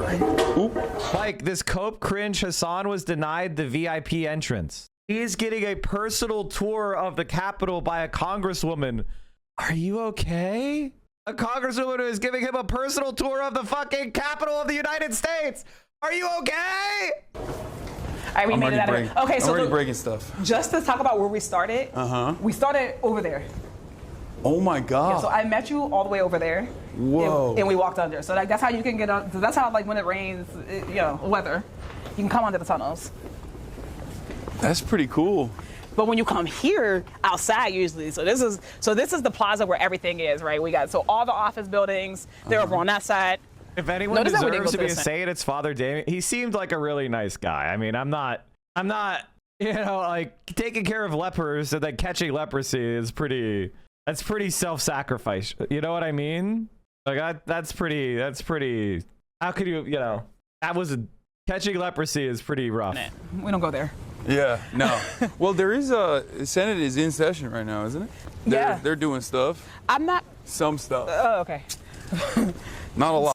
I think one of the things that's kind of fascinating about Destiny's community and like most of the people that try to attack Hassan is that they just are completely motionless. Ethan Klein is not part of any political movement. He will never matter except for like getting a rapidly declining fan base. You know what I mean? Like he's completely irrelevant. He's motionless. And one of the things I like to do is whenever they come in here, because their life is revolves around obsessing over Hassan. Ethan Klein is like at some of the lowest viewership his stream has ever had. The only month worse than this one is when he took 2 weeks off for vacation. Like he's falling off, man. Another 20,000 down. He's just irrelevant. He's got like member berries from people who followed him when he did Vape Nash. Ethan decline. And we could just compare him directly to Hassan. Like it's not like Hassan had a major scandal with the shot caller. He dipped. He had a major scandal with the shot caller in October. But guess what? It didn't even make him negative for the month. It didn't even make him negative for the month. He was the most smeared person on the internet. It didn't matter. His viewership is higher than ever. It was his best month ever. 46 million views on his side channel. Like, look at that. That's fucking crazy. Something. They're doing something, I guess. Something. I don't know. So we got like the Library of Congresses. So there goes the Senate. There goes the Supreme Court right over there. And then there's usually in session, right? You get people running over here. People are usually doing press conferences over there on the, what we call the little triangle. Usually you have like press all lined up here. So when I say you press line from here, when you walk up the steps, all press till you get to the door. This is where the famous bill sat. Oh yeah, I'm just the bill on hit over there. I know that. That's where the bill was. Yeah, It was a famous place. Andrew Cuomo made a version of that as an AI. And it was pregnant. And it was pregnant. Yeah. It was weird. pregnant sometimes, but not all the time. It's weird that he just chose to make the bill sexualized. Can and we pregnant. just say that I for one am excited that the most embarrassing campaign in history is over. There's gotta be a video of this. Where is the Hey everyone, Creepy here. And today, since it's the day before the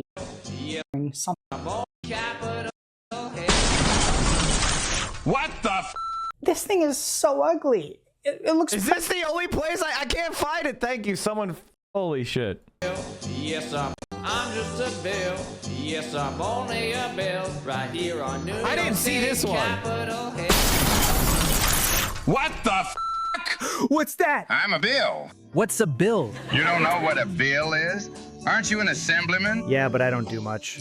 I missed over half the votes, and according to ChatGPT, I might have the lowest attendance record in history. It's true. Ah, f***.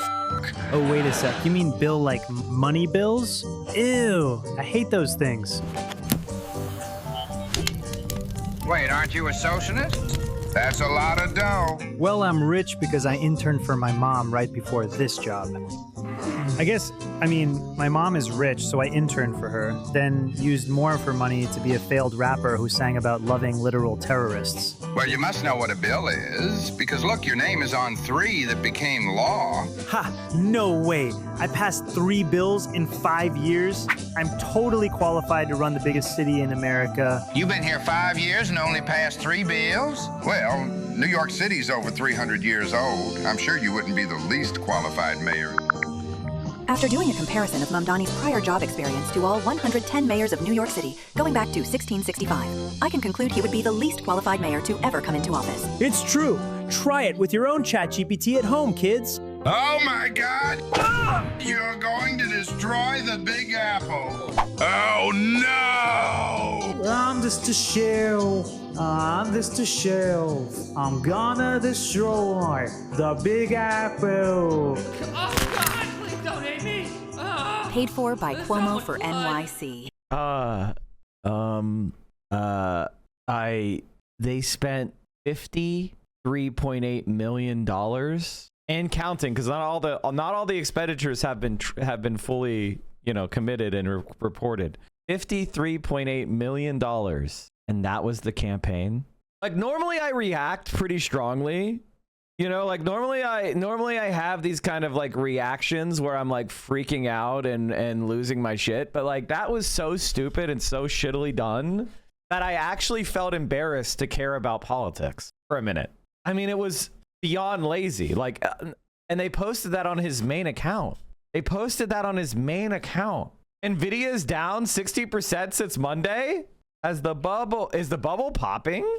Dow drops 200 points as weak consumer sentiment and tech declines hurt stocks. How much would Nvidia have to drop before it starts to imperil its ability to get capital? And there's been such an unbelievable run up in the last, since 2020. The run up of the stock market is crazy. The NASDAQ is at 22,000. That's fucking insane. That's legitimately insane. What the fuck is happening? Didn't they just say they wanted to pay Elon $1 trillion? Oh my God, I know. I have obviously some personal. Yes, amazing. I have some personal investments as well, in terms of I'm glad that they're no longer dumping $3 million into putting my face on Knicks game advertising. Yeah. Next to the burning towers. Yeah, you get. Yeah, they were They were really pumping it. They really just went, we'll just tune the dial of racism up to 11. And it's not going to get better. Yeah, no. It ain't getting better because there's no responsibility. There's no accountability. You know, the election's over, they lost. You think they're going to be like, okay, we should be racist. We shouldn't be racist anymore. Yeah. Doubt it. But the citizen's right over there. Crazy because it's like he is technically supposed to be a Democrat, which makes it worse. I feel like. Because then it's like, we if should you're talk doing about this. that. Listen, they always say the party is a big tent. That tent has gotten much bigger. Like, it's not expanding. Actually, I think we're expanding it. We're bringing in people. But they're not. Every day we bring in somebody, they just go off the deep end more. Yeah, the whole for campaign every was summer off the league, we deep need end. like 3 Klans members, I think, to moderate it. Is the attitude that some people have, I think. Not everybody.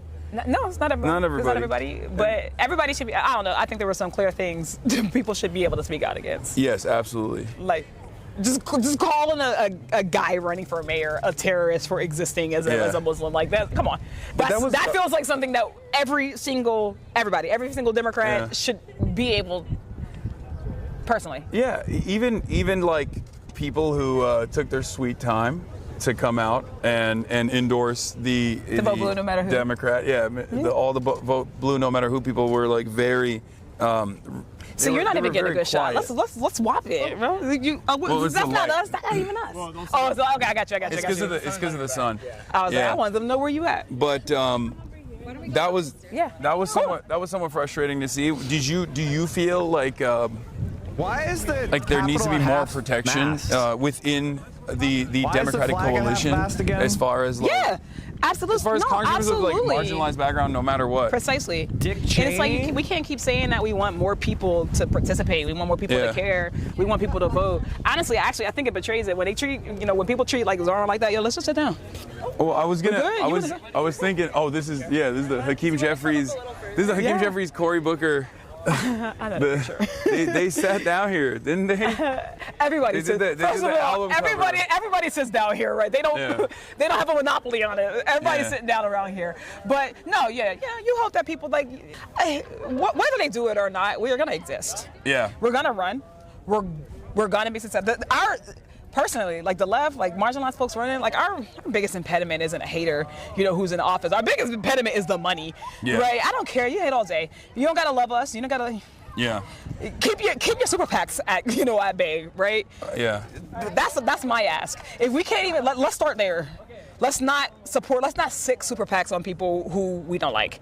If we can start there, that'll be good. We can move on to how about we not be, but we can kill the hypocrisy. You want me to vote? Every single election cycle, everybody's like, did you vote blue? Did you vote for the president? Did you vote for this person? Did you vote for that person? And it's just, obviously, there's no reciprocity. There's not enough reciprocity, but I also know, look, at the end of the day, I represent my people. I bring my people with me. My goal at the end of the day is to get and bring more people. So when we lose big national elections and we're like, oh man, the math did math for us. Yeah. It's like, well, yeah, how many people did you not bring in? How many people did y'all say were not good enough for the party when you slow walked, endorsements of? Sub history content, only 10 minutes. The first episode from Best of Marks on the October Revolution just dropped. I just wanted to get that. I just wanted to say that I fucking adore Summer. She's so cool. She was obviously really excited to be on Hassan's stream. Like, I love that she gave him so much time. I'm so happy so happy that she was able to make it on. The ad they ran about Hassan is hilarious. Fuck is this? That link doesn't work anymore, bro. Even a century later, the history and the lessons of this revolution still terrify those in power. It was a global earthquake that cracked the very foundations of the imperialist world and inspired a wave of anti-colonial and class liberation movements across the planet. It was a revolution that overthrew the wealthy ruling class in the biggest country on earth, marking what was then the greatest emancipation of workers and peasants in history. It shattered the war plans of an empire, broke the chains of foreign capital, erasing billions in debt, and proved that ordinary working people could seize power and hold it. In this video series, we'll explore the revolution that withstood and defeated not one, but two global counter-revolutionary attempts to crush it. It is a revolution that shaped the entire 20th century and still defines the politics of our own time. This is Friday. It is for this reason that its history is demonized and falsified. The powerful, from fascists to liberals, have spent decades rewriting it, turning hope into fear and freedom into oppression. The propaganda machinery is so powerful that many on the left have internalized its distortions. It is so pervasive that the counter-narrative has seeped into everyday thinking and language, all to defeat a history lesson that endangers the current order. Oh, true. This is a story on how to make revolution in times of climate catastrophe, of rapid concentration of wealth and rising poverty, where people look for answers to change the world. A world built on exploitation, war, and genocide. This is a story that answers the questions about the essence of a state, the concept of democracy, and the true meaning of freedom. This is the story of the revolution that marked the new beginning of the history of the human species. This is the story of the October Revolution. Unbelievably based.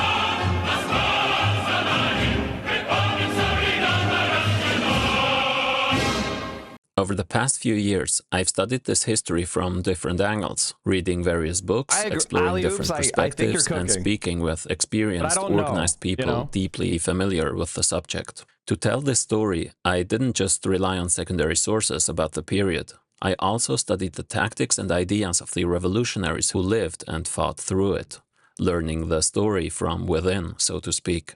Interweaving historical events with the theoretical and strategic conceptions that were central to communist movements long after the October Revolution. That perspective is too often ignored or dismissed in mainstream history. It takes me a lot of time and effort to produce these videos, so if you want to help keep this channel going, please consider supporting it on Patreon. Every contribution, big or small, matters. Thank you for being here. Now, in order to have a solid starting point for understanding the events leading up to the revolution, we have to travel back in time, just a few centuries before 1917. In the 16th century, Ivan IV slaughtered and conquered his path across the steppes, earning him the title, the Terrible. He centralized an autocracy, subjugating countless different nations, ruling a vast domain through terror and feudal exploitation, and was the first Russian monarch to be crowned Tsar of all Russia. Tsar coming from the Latin word Caesar, which in those times meant emperor. This title will remain for the ruler of the third largest empire in history, an empire which was to last for 200 years before being shattered by the Russian Revolution. In your average history video or school lesson, history is usually explained through the acts of a few powerful individuals, people who supposedly changed history through their own willpower, acumen, or clever manipulation. That's what's called the great man theory, and it's a big part of how liberal and popular history is told. But to really understand what happened, and to cut through the myths, we need to look at this history through the lens of historical materialism, one of Marxism's key concepts. Behind every leader, institution, or idea, Puerto Rico for vacation after the win? Lies the force of whole groups of people who share specific material conditions. Unfortunately, beat the Soviet Union, and it says my little brother was offended. Hassan said, unfortunately, beat the Soviet Union. Yeah. What did the Soviet Union ever do to the United States of America? And interests, the real engine of history. Who has to work for a living? Who owns the land, the tools, and the machines? History isn't simply driven by great ideas or moral progress, but by changes in how people work and produce what they need to live, and by the struggles that arise from it. Freeman and slave, patrician and plebeian, lord and serf, guildmaster and journeyman, in a word, oppressor and oppressed, stood in constant opposition to one another, carried on an uninterrupted, now hidden, now open fight. To put it more simply, if you want to understand what's happening and how things are changing, look less at what individuals do and say, but instead at what millions He was in Puerto Rico with Governor Hochul, AOC, and Tish James. But why? What are they doing? People have to do to survive, to pay their bills, and who profits from them. And whenever you do look at what people say, keep in check what Oh, fuck. We need to watch this. Oh, the Ziwe interview. I forgot to watch the Ziwe. I am a Ziwe super fan. Ziwe is fucking hilarious. She's so cool. Any last words for Zohran Mamdani's New York? This is New York. It's not Cuba. It's not China. It is the center of capitalism, not socialism. Can't take it backwards. We've made too much success. Got to move forward. Marry, F, kill, communism, socialism, capitalism. I would marry capitalism, Israel, She didn't say anything about Israel. What the fuck? socialism and communism. I would kick to the curb. Here's a list of things that you love. Marry, F, kill, and the Black community, NYPD, Israel. I would marry, and love all three of them, and I would add on to them Ghana, Senegal, Nigeria, shout out, South Africa. Exactly. I love them all. Love is.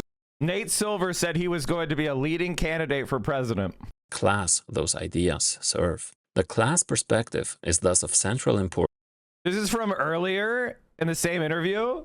Before you eat a meal, you see the meal. And there's no way you're going to allow someone coming to you that's not looking impressive. You want to look like this and you're going to have somebody walking down the block? No. Keep referring to my appearance. Yeah, well, I can't. You took time to dress up. Oh, no. Gosh. You know as well as I do, you appreciate the fact that I'm acknowledging. No way, bro. Misogyny is so fucking crazy, dude. Misogyny is so fucking crazy. It's so accepted, man. We're gonna have to watch that after this. After this very serious socialist video, we'll watch. Well, maybe we'll do it Monday because we gotta watch. Well, maybe we'll watch it later. I don't know. We'll figure it out. Not only for understanding this or any other revolution, but it has important consequences in actual revolutionary strategy, as we will see. In Russia, class society was organized around serfdom. Most of the people in Russia were peasants who worked as serfs on lands which belonged to a noble landlord. In Russia, called the boyars, who were the social base of the Russian state, and whose wealth came from feudal rent, which means from the exploitation and poverty of the peasants' labor. These peasants had to work several days a week on their master's land for free. As serfs, they were owned by the landlords, just like domesticated animals. They couldn't legally leave their village or marry without the landlord's permission, and could thus be sold out of their family, traded for dogs, horses, and furniture, or beaten and killed with no consequences. Even though the Russian autocracy based on landlord rule was more centralized than in the Western European feudalism, it was still the whole class of feudal landlords and noble houses that were the power bases for the top feudal lord, the Tsar. So, in terms of our historical materialist analysis, this means that the power, wealth, and ambitions of the Russian rulers was always directly tied to the poverty of the Russian empires, 99%. But how can you keep millions of people in a brutal state of oppression without them organizing a revolution? One key player in this class domination was the Orthodox Church, which was deeply tied to the Tsarist nobility. It owned vast estates and serfs of its own, sometimes entire villages that worked the land for the monasteries and bishops. Most peasants were illiterate, and the church controlled nearly all education and moral teaching. It taught that the Tsar ruled by divine will, and that this social order was God's plan. It told peasants that obedience, humility, and suffering were holy virtues, that to accept their poverty was to gain reward in heaven. The ideas of the ruling class are in every epoch the ruling ideas, i.e., the class which is the ruling material force of society is at the same time its ruling intellectual force.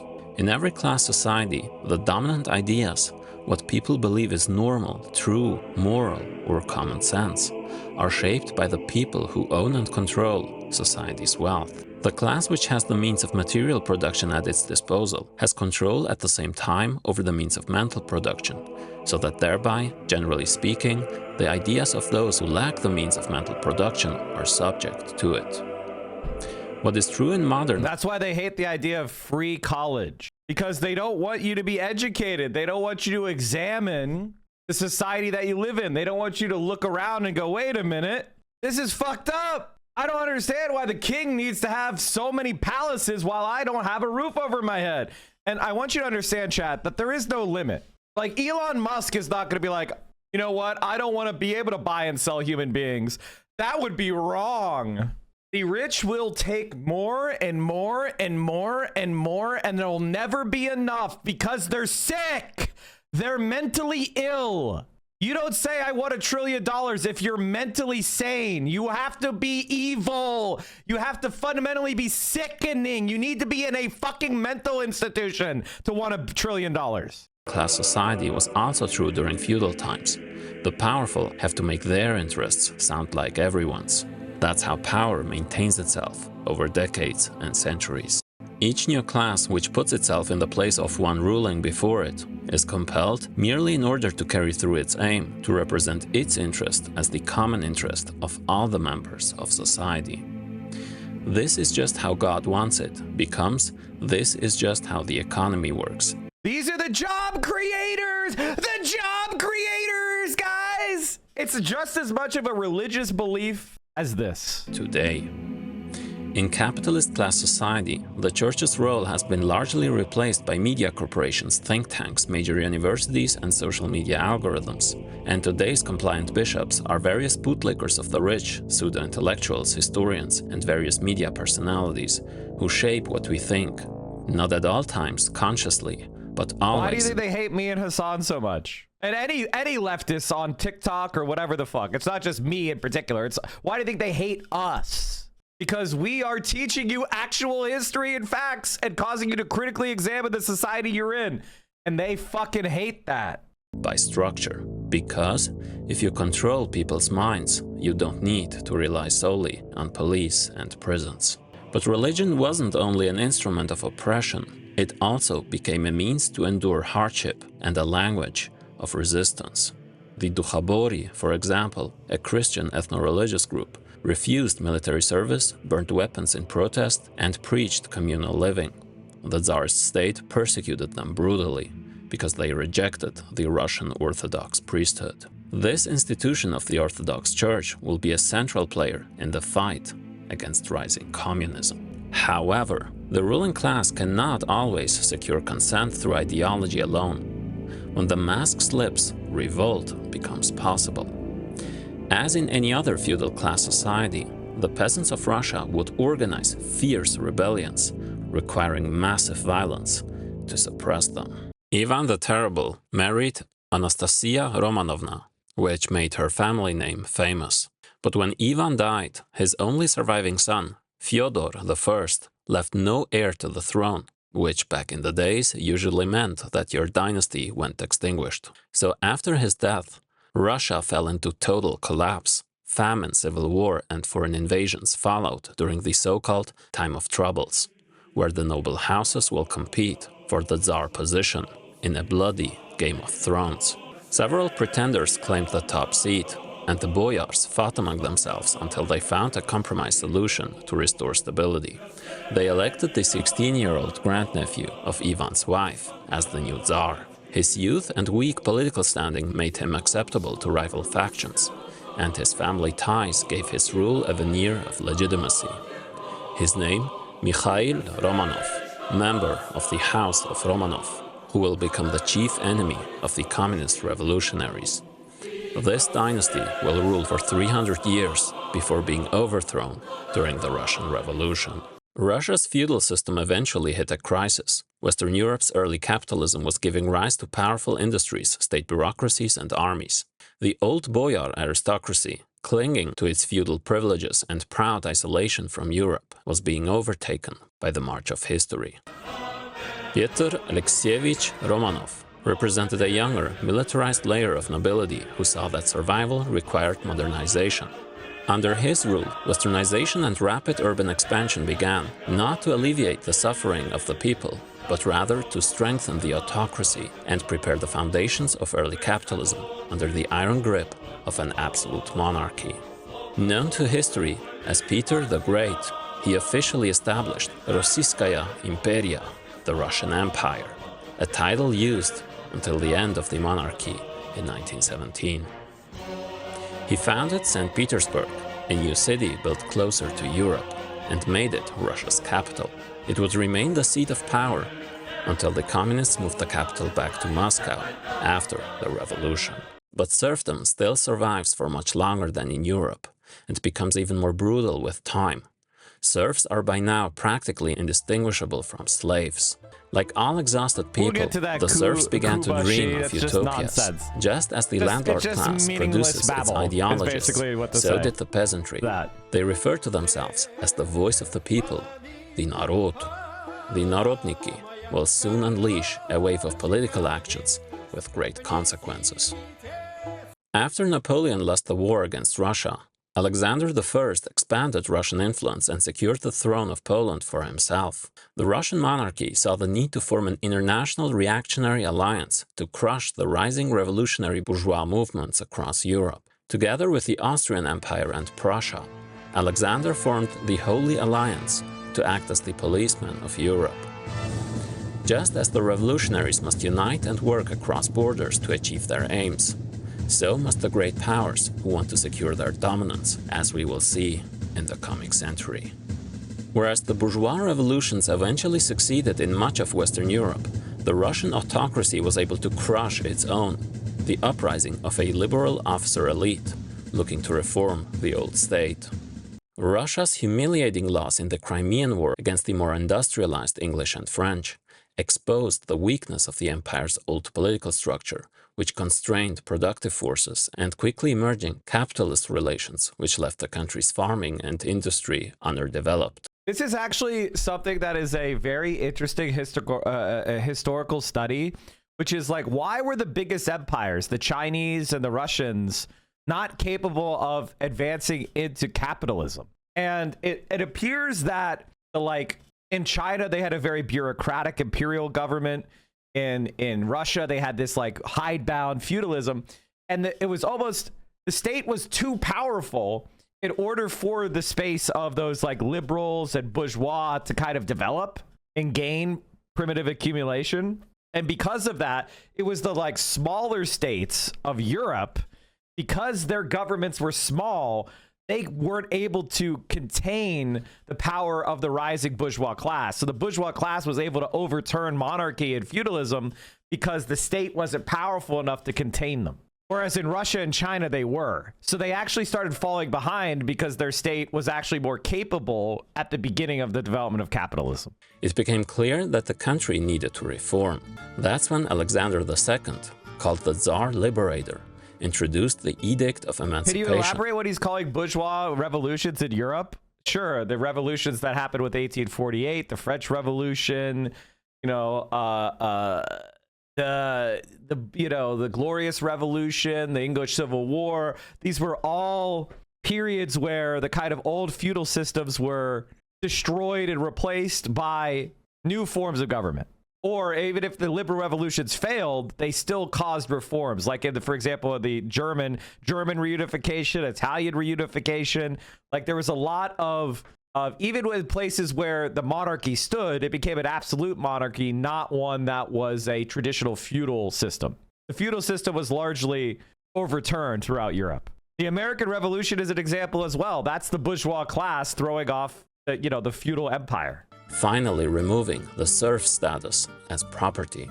The land was now formally managed by the village commune, the Mir, which the Narodniks saw as the foundation of an agrarian socialism and a means to skip the brutal capitalist phase, a position that will receive important criticism from Russian Marxists in the future, a crucial debate which we'll cover in the next part. So, contrary to the dominating Russian narrative, it was not the empathy of the moderate reformers that achieved this supposed softening of the heart. It was a measure born out of fear of peasant rebellion, and a means to pacify the wave of riots stemming from the sharpening contradiction between productive forces and the relations of production. Naturally, this top-down supposed emancipation had calculated limits. It gave peasants very little in return for heavy debts. Their small plots couldn't feed them, and hunger was common. Many were now forced to find seasonal work in towns and industries to be able to survive and repay their debts, joining the country's growing working class.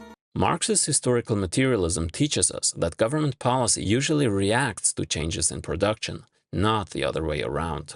Since industrialization needed labor and the emerging banks needed expansion, the nobles seeking wealth in the new markets needed people that could work in factories, mines, and commercial agriculture, rather than them being tied to serfdom, which increasingly hindered productivity and mobility.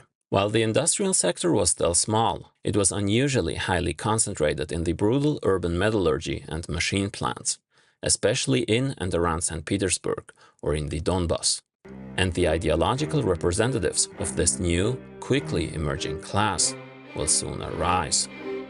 On a chill April morning in 1870, in the quiet provincial town of Simbirsk on the Volga, Europe's longest river, a new child was born in the house of... My Uber today was a BYD Dolphin. The dude said he's spending 40% of what he did with a conventional combustion car and it's saving him enough to work less. Nice. Damn. The middle class... Is Hassan banned? No. Ulyanov family. No one could have guessed fishing. that this infant, born into the order and civility of the Tsar's empire, would one The motherfucker's late. Motherfucker's late. Like, what the fuck? day lead a movement that would turn the world upside down. In the next episode, we'll introduce the man whose arguments, concepts, and organizing efforts will represent the most revolutionary segment of Russia's downtrodden and angry proletariat. His name, Vladimir Ilyich Ulyanov, better known to history as Lenin.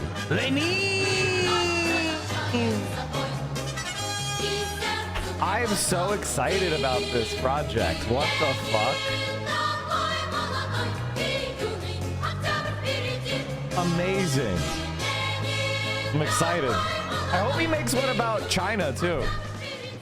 Lenin. Okay, chat. Now it's time for have some fun. It's time for the Ziwe interview. This is Friday Fun Day. We need the Ziwe Eric Adams video. How the fuck does she do it? How the fuck is Ziwe? How do people agree to go in a room with Ziwe? You are not built for this.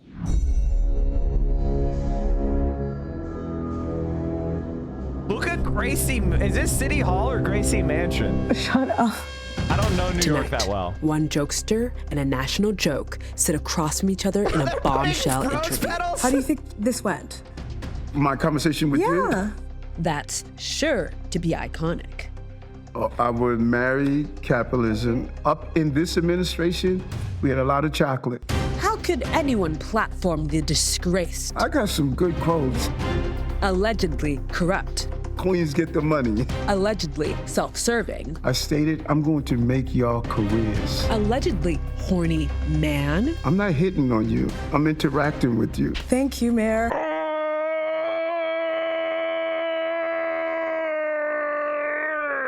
He's so dumb and annoying, bro. And history's going to be kind to me. Because he's the mayor. Ziwe News Network starts now.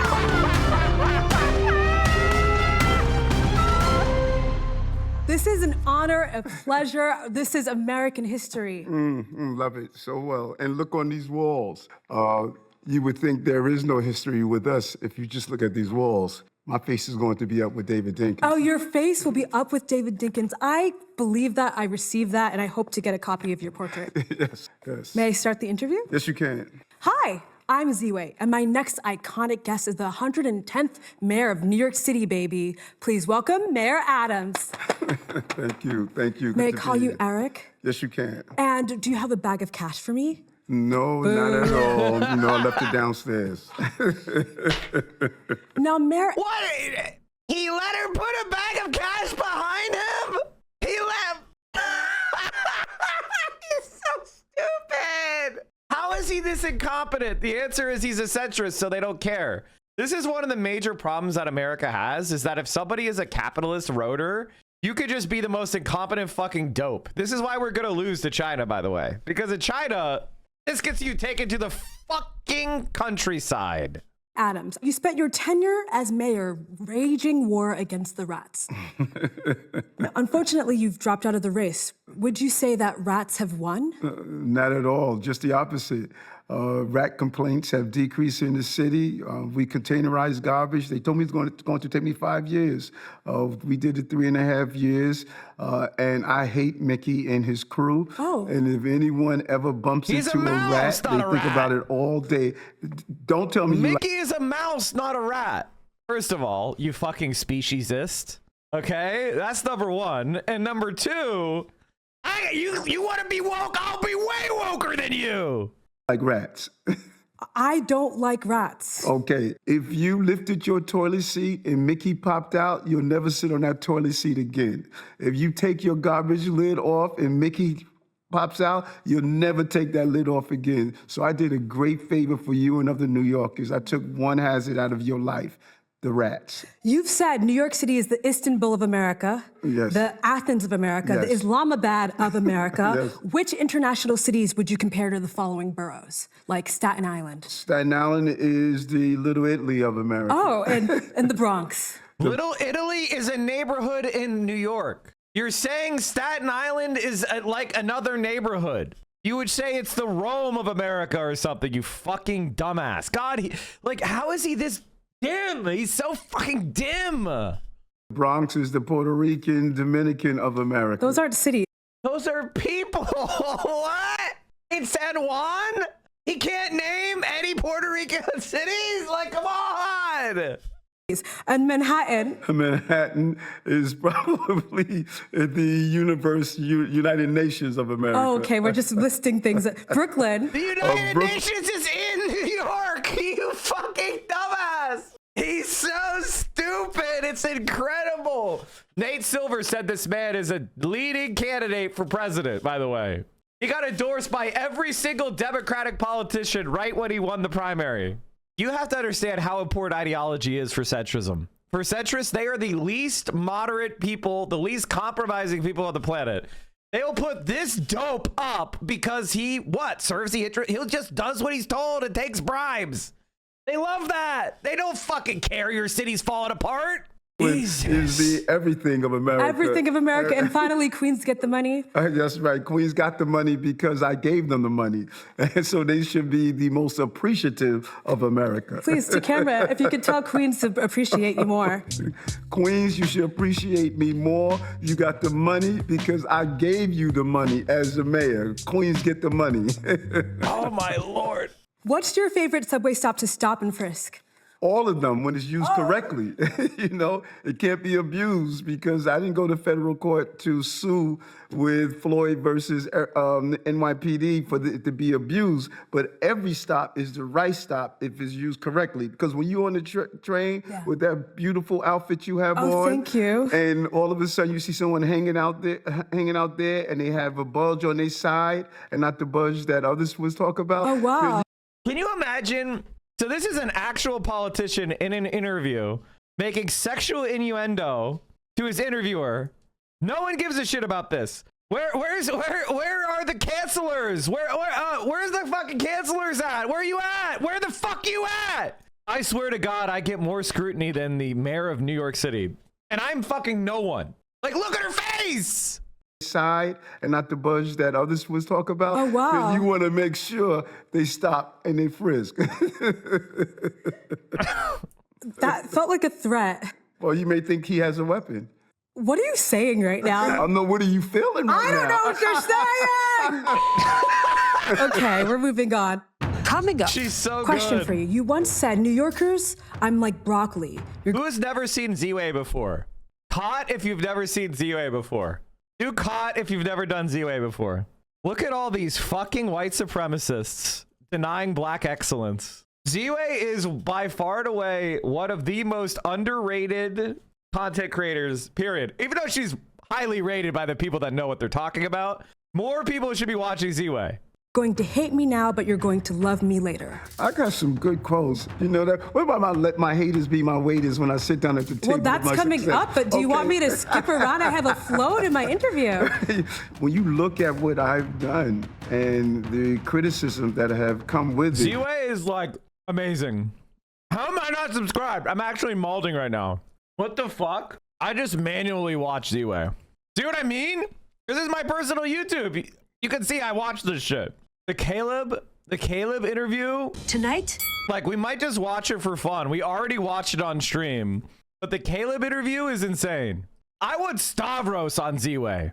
That's what I'm waiting for. Stavros would get eaten alive on Ziwe. Stavros would be fucking destroyed by Ziwe. He might not actually make it. Like, holy shit. All right, let's finish the Eric Adams thing. I didn't realize how late it is. Now, all of a sudden, they realize how good the Adams broccoli is. The Adams broccoli. Yes. Now, you said that you believed that Gracie Mansion was haunted. Yes. What are the ghosts saying to you? You hear them all the time. You're back. I hear them all the time moving around. There's one room in Gracie Mansion where there's a lot of banging on the wall, like 3 a.m. in the morning. You know, I don't know what the heck this is all about. Every time I comes in, it stops. There's downstairs in the kitchen, you hear pots move around all the time. You hear people walking and chatter and noise. Now, normally mayors wouldn't say it. I bet you all the mayors knew they was haunted and they wouldn't say it because they were afraid on how they were going to be perceived. Yes, you are the first mayor visibility ghost. Yes. I appreciate that. But I'm the first mayor to do a lot of things. You've called yourself the mayor of swagger. Yes. What do you think New Yorkers need more? Swagger or rent freeze? I think that you should have rent freeze and walking with swagger because you got the rent freeze. Oh, got it. Okay, 2 for 1. I'm going to give you some quick fire questions and you tell me which you prefer. Got it. Zero bond or zero crime? Zero crime and zero bonds and in all of my nightlife. Spirit Airlines or Turkish Airlines? Turkish Airlines with a lot of good spirit while you're sitting in with more leg room. Dirty Sprite or Dirty Cop? What was the first one? Dirty Sprite. Sprite? Yes. Soda? Like the Future song. Oh, okay. So listen, I don't know. You're in the You gotta club. break it down to me, you know? Or I want clean on both ends. Okay. Turkish lira or the Saudi Riyal? The lira. Okay, chat, listen. Okay. I lost track of time. I want to watch this, but I feel like we need a full react. Unfortunately, I have to go. Theo is telling me that I need to go. And it's also, which I'm sorry, chat. I'm sorry for cutting it off. It sucks. I hate to cut it off. I'm so sorry. But we'll watch it on Monday, I promise. No, it's not Vio's fault. It's my fault.